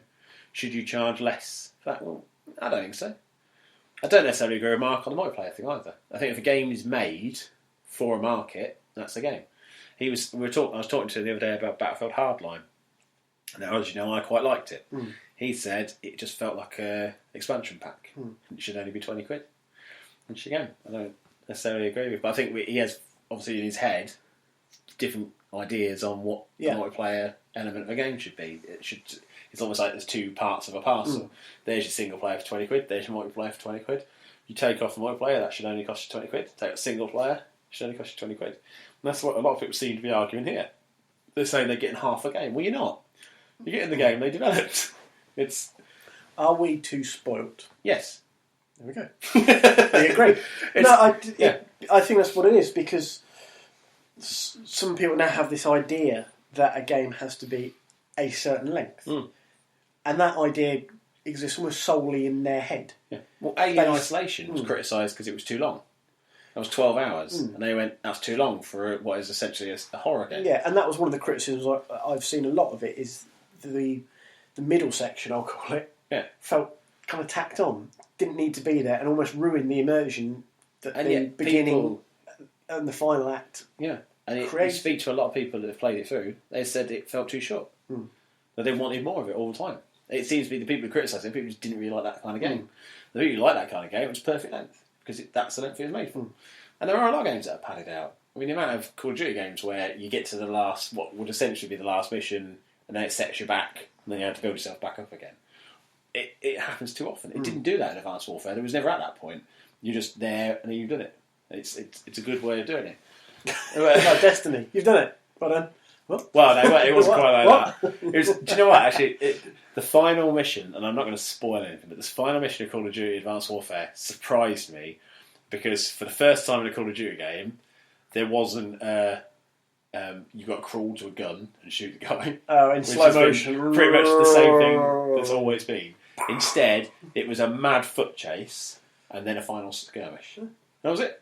There was no great big, going to do this and I'm going to fade out and then they're going to resurrect me and then it's going to have a cutscene. It was, you know what, actually, this is quite a personal story between these three characters and that's how we're going to end it. And that was, for me, a big bonus point and where the game really stood up. But the Order, having not played it myself, I can't really sit there and say whether the game's any good, but I have no issue with 5 hour runtime. Kane and Lynch 2 was about 4 hours long. Absolutely loved that game. Any longer than that, I'd probably start to get a bit bored of it. Yeah. But it felt like a film. It felt like I was playing with a film. The Telltale games, if you actually put all those episodes together, it's a 3 hour game. And it costs you, say, what, £4 an episode. So you're spending 20 quid on a downloadable game that lasts for 4 hours. Worth it? Absolutely. Yeah. Brothers, 12 quid, 4 hours. Absolutely. You don't have to have a great big, huge, elongated, bloated game to justify the price. Yeah. You have to be quality. So the other thing is whether people will want to go back and play the Order again, although harder difficulty. So if it's got that longevity that you say, I really enjoyed that, I want to play that again on the hardest difficulty, like a lot of people probably have in Halo. Increases value, yeah. So you've basically doubled the length of the game. So you've gone from a 4 hour game to maybe a 10 hour game. Because it's harder, it takes you that bit longer to work your way through. Here's the thing, right? You've got God of War. You've got Bums and Dragons on DVD, right? How many times have you watched the Season 1 DVD box set since you bought it? Once, right. I want to say. Do you feel that's bad value? No, because I've always got it there to watch it again. Exactly. And that's the point. That's what you got with this game. You go back to it 2 years later, it's still there. Yeah. You can lend it to a friend. You do what you like. That's the point. A lot of people will buy a film, watch it once, and it'll sit on the shelf. And it's never felt like that's a bad thing. You spent an hour and a half of it, and that's it. Yeah. Whereas with a game, you can get your 4, 5, 10, 15, 20, 30 hours. You still own that game again. No one's taking it away. It hasn't expired. It hasn't just crumbled into dust in your disk drive. Unless you've moved to 360 and lasers burnt a hole through it. But does that? There's a story here. Oh, Terry, the disc repair machine at work. Every time it's half term, we'll get Grand Theft Auto and GTA brought in every single day. And today I had 5 copies of GTA, 1 copy of Red Dead Redemption, and 2 copies of FIFA 15. All kids moving their console, all parents going, "Please tell me you can repair the machine." I was like, "Yeah, just bring a disc in. We'll get it sorted." 50 quid. It's now 4 quid. We had to up it because too many people were annoying me by bringing games in. I wanted to teach them a lesson and say, be more careful. So now I polish them up and we put a little note in with care instructions for discs. Wanker. Like, basically, don't move the console. If the console's upright, lay it down. But take your disc out before you do this. Lay it down, keep it flat. Don't have great big... Don't put it... One guy put it on top of a speaker and it was just vibrating the console, so it was ruining all of his discs. Yeah, just, like, basically, if you take the disc out, put it back in the case. Don't leave it on the floor. That's not going to be good for you. It was just like, oh yeah, I never thought of that. You don't deserve them. I had to put a bag of Maltesers. This is why you can't have nice things. I got a bag of Maltesers. Well, I used to have a box of Maltesers. That's the most recent. So I had one from Christmas next to the cleaning machine. So every time somebody gave me a disc that would make me angry, I'd bend down, put it in, chuck a couple of Maltesers in. Now, it may have been Caitlin Moran on Twitter, so she did that every time her mother-in-law rang, she popped 2 Maltesers in. So subliminally, her mind went, it's all right, it's mother-in-law, chocolate. And so I tried that, and it kind of worked for a while, but now I'm just annoyed again. So. Now you've got diabetes, too many Maltesers. Oh, I think I need to just step it up. I need to have crystal meth under there, or heroin or something. All right, Walter, calm down. I was called that this week, the Walter White of video games. Yeah. Yeah, which is weird, because the guy bought a Lego man and a pop vinyl. Nothing to do with video games. But weird. There you go. If you want to call me it, they'll call me it. But no, I just think the length of the game should only be justified by the quality of the storyline. If the story is finished, the game has to. You can't just carry on. There's too many films do exactly the same thing, where you think, actually, you look at, I think the Avengers, half an hour of that film could have been cut out quite easily and made it more pacey. I know the story and development is part of what Marvel want to do. There are a lot of these big summer blockbusters. Spider-Man 2 and Transformers. Actually, all 4 of them could just be scrapped. But like we've talked about Spider-Man 2 before, there's a good 45 minutes of that could have just been cut out. And it wouldn't have impacted the film in a negative way. No. And a lot of the time it happens with games as well, where they feel obliged to put in 12 missions, get a 10-hour runtime, just because that's the norm. Well, no. I don't want a padded, bloated game. You end up with this slightly slapdash driving on rails driving level. And let's do another thing like this, or let's do that bit, or let's have the false ending. And, I don't want that. Tell the story, finish the story, job's done. If I enjoy it, then great, I'll recommend something else. If I didn't, then fine. If I want a big open world game, I'll buy a big open world game. I don't want every game I want to be a 100-hour game. I haven't got the time to do that. Every now and then, I want a game that's just a good story that works. And I dare say The Order is getting good reviews on everything apart from the length. That's fine. Yeah. It's not really a negative. You can't criticise a game because it's short. It's not the size, it's what you do with it. Which I think, unfortunately, will be the joke on almost every website this week. I want to get in there first. I don't even think you've been in there first. I won't. You're barely in there at all, if you're that small. But so I'm throwing a hot dog down the hallway. That's not you talking personally there. No, Just before Emma listens to it and punches you in the face while lusting after a nacho hat. Well. So, but no, I'll order those nachos tomorrow. I don't order, I'll just buy them. You don't generally have to order nachos. They're not custom made. How many nachos? How big is this house? It's got to be quite big, and I'm going to make mistakes. So I want to make it. I want 2 layers, so it's got a bit of. You've got to transport it if nothing else. Yeah, I'm going to make it. I think Emma deserves it for pushing you towards Xbox this week. She went on Twitter and said she specifically made an effort to get you to do your challenge just because she wants a nacho hat. I think it's good that you're supported in your 4 in February, even though you picked stupid games with no feasible way of finishing it. But she still deserves that nacho hat. So we will make that happen. If for nothing else, we'll have to record that week's episode around your house. Yep. And she can sit there so in the background just eating an nacho. Yeah. That'll be the sound of your failure. Not your begrudging Surely that's the sound of my success.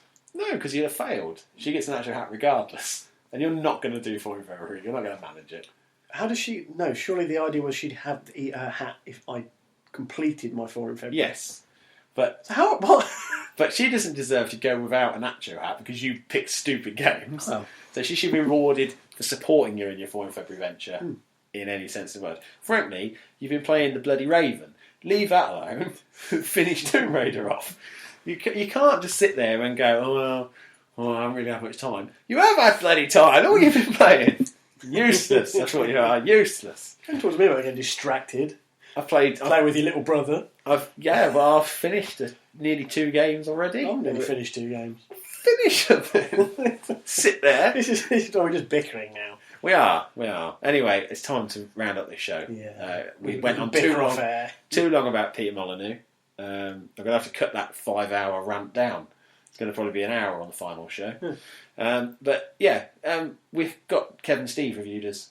I shamed them into it the other day via my shop's Twitter account. Which worked, weirdly. Corporations putting pressure on shoppers. So, because they've reviewed us, that's good. It's helped us a bit, hit 15 reviews now. So that's quite nice. Kev said that it is a podcast. He's checked. And Sheepdog, who's not on Sheepdog, he's got a weird iTunes name. I guess that's so he can review himself. He basically said it was like the podcast equivalent of 50 Shades of Grey. Which I disagree with. But it's pertinent at this point in time. Might get us the wrong kind of listener, but serves them right. Wow. They're a sucker for punishment, and they'll probably find it enjoyable. Is he implying that we're complete shit, but we'll make millions? No, I don't know. I don't know. But because they've joined in, now everybody else got no excuse not to review us. So if they can jump onto iTunes and review us, even if you don't use iTunes, you must have it somewhere. I mean, it comes pretty much on every PC if you want it, doesn't it? I think that's Internet Explorer you're thinking of. No, I'm saying you can download it. Easy enough. Download it, basically sign up, review us. Give Apple all your personal details. Put fake details. Use my shop's address or whatever. I don't care. But then review it and then delete it. I'm not expecting you to become an Apple fanboy. I just want the reviews. Yeah, don't delete the review. Yeah. No, we've got to make sure that's clear. Just uninstall iTunes. That's all. If you're on Stitcher, you can basically recommend that or like it as a love button thing. Feel free to do that for the episodes. We've had a couple of. I've been looking at this little guide thing. People are listening through Stitcher. Yeah. That's nice. Paul from the shoe shop, he listens via Stitcher. Although we did find out that when they go live, so they go live on Spreaker. Like last week, we scheduled it for 6 a.m. on the Friday, I think it was Saturday morning. I finished editing that at about 2:30. That's commitment on the Saturday morning. Yeah, it was a bit of a tricky one, but I think it was worth it. But it hit iTunes for people who'd subscribed, and they would then refresh. It then showed up on the store a bit later, and it showed up on Stitcher about 6 hours later. So sometimes Stitcher can be a bit dodgy. So if it's not on there, just refresh the store. It will show up, and it appears on YouTube as well. It does appear on YouTube, which is quite handy. I keep forgetting that it does that, and SoundCloud, but SoundCloud's stupid. So people could always subscribe to the YouTube as well. They could. They can also go on and look at Mark and Dalek's YouTube collaborations. Yes. Dalek did a brilliant Daddy Longlegs thing not that long ago. We will get some more details on this, obviously, when we talk with Mark on the show a bit more. And I'll speak to Dalek about, obviously, getting the stuff posted onto the website. Yep. As it is, they're going to be working on more collaborations. So that's really good. Also, being Mature Gamer... they have a big gaming meetup every year. They do. MGPX. They're selling tickets now. You came along to... Well, you didn't make it to the last one, did you? I didn't. I think you bought a ticket, though. Or did you not? Yes, you did. I think I bought a ticket. But you intended to go along and you couldn't make it. I couldn't make it. And so, basically, if you fancy coming along, we're going to be there, hopefully. All being well. Paul from the shoe shop, he's going. Maybe Mark from Click, he might be there. And a few other people coming along with us. Dean from the Mature Gaming community is setting up a big retro quiz, like a nerd quiz, and he also did a retro corner last year. He's got an amazing projector. Kevin and Steve are working on writing a show. They're actually planning a show out with PowerPoint screens and everything.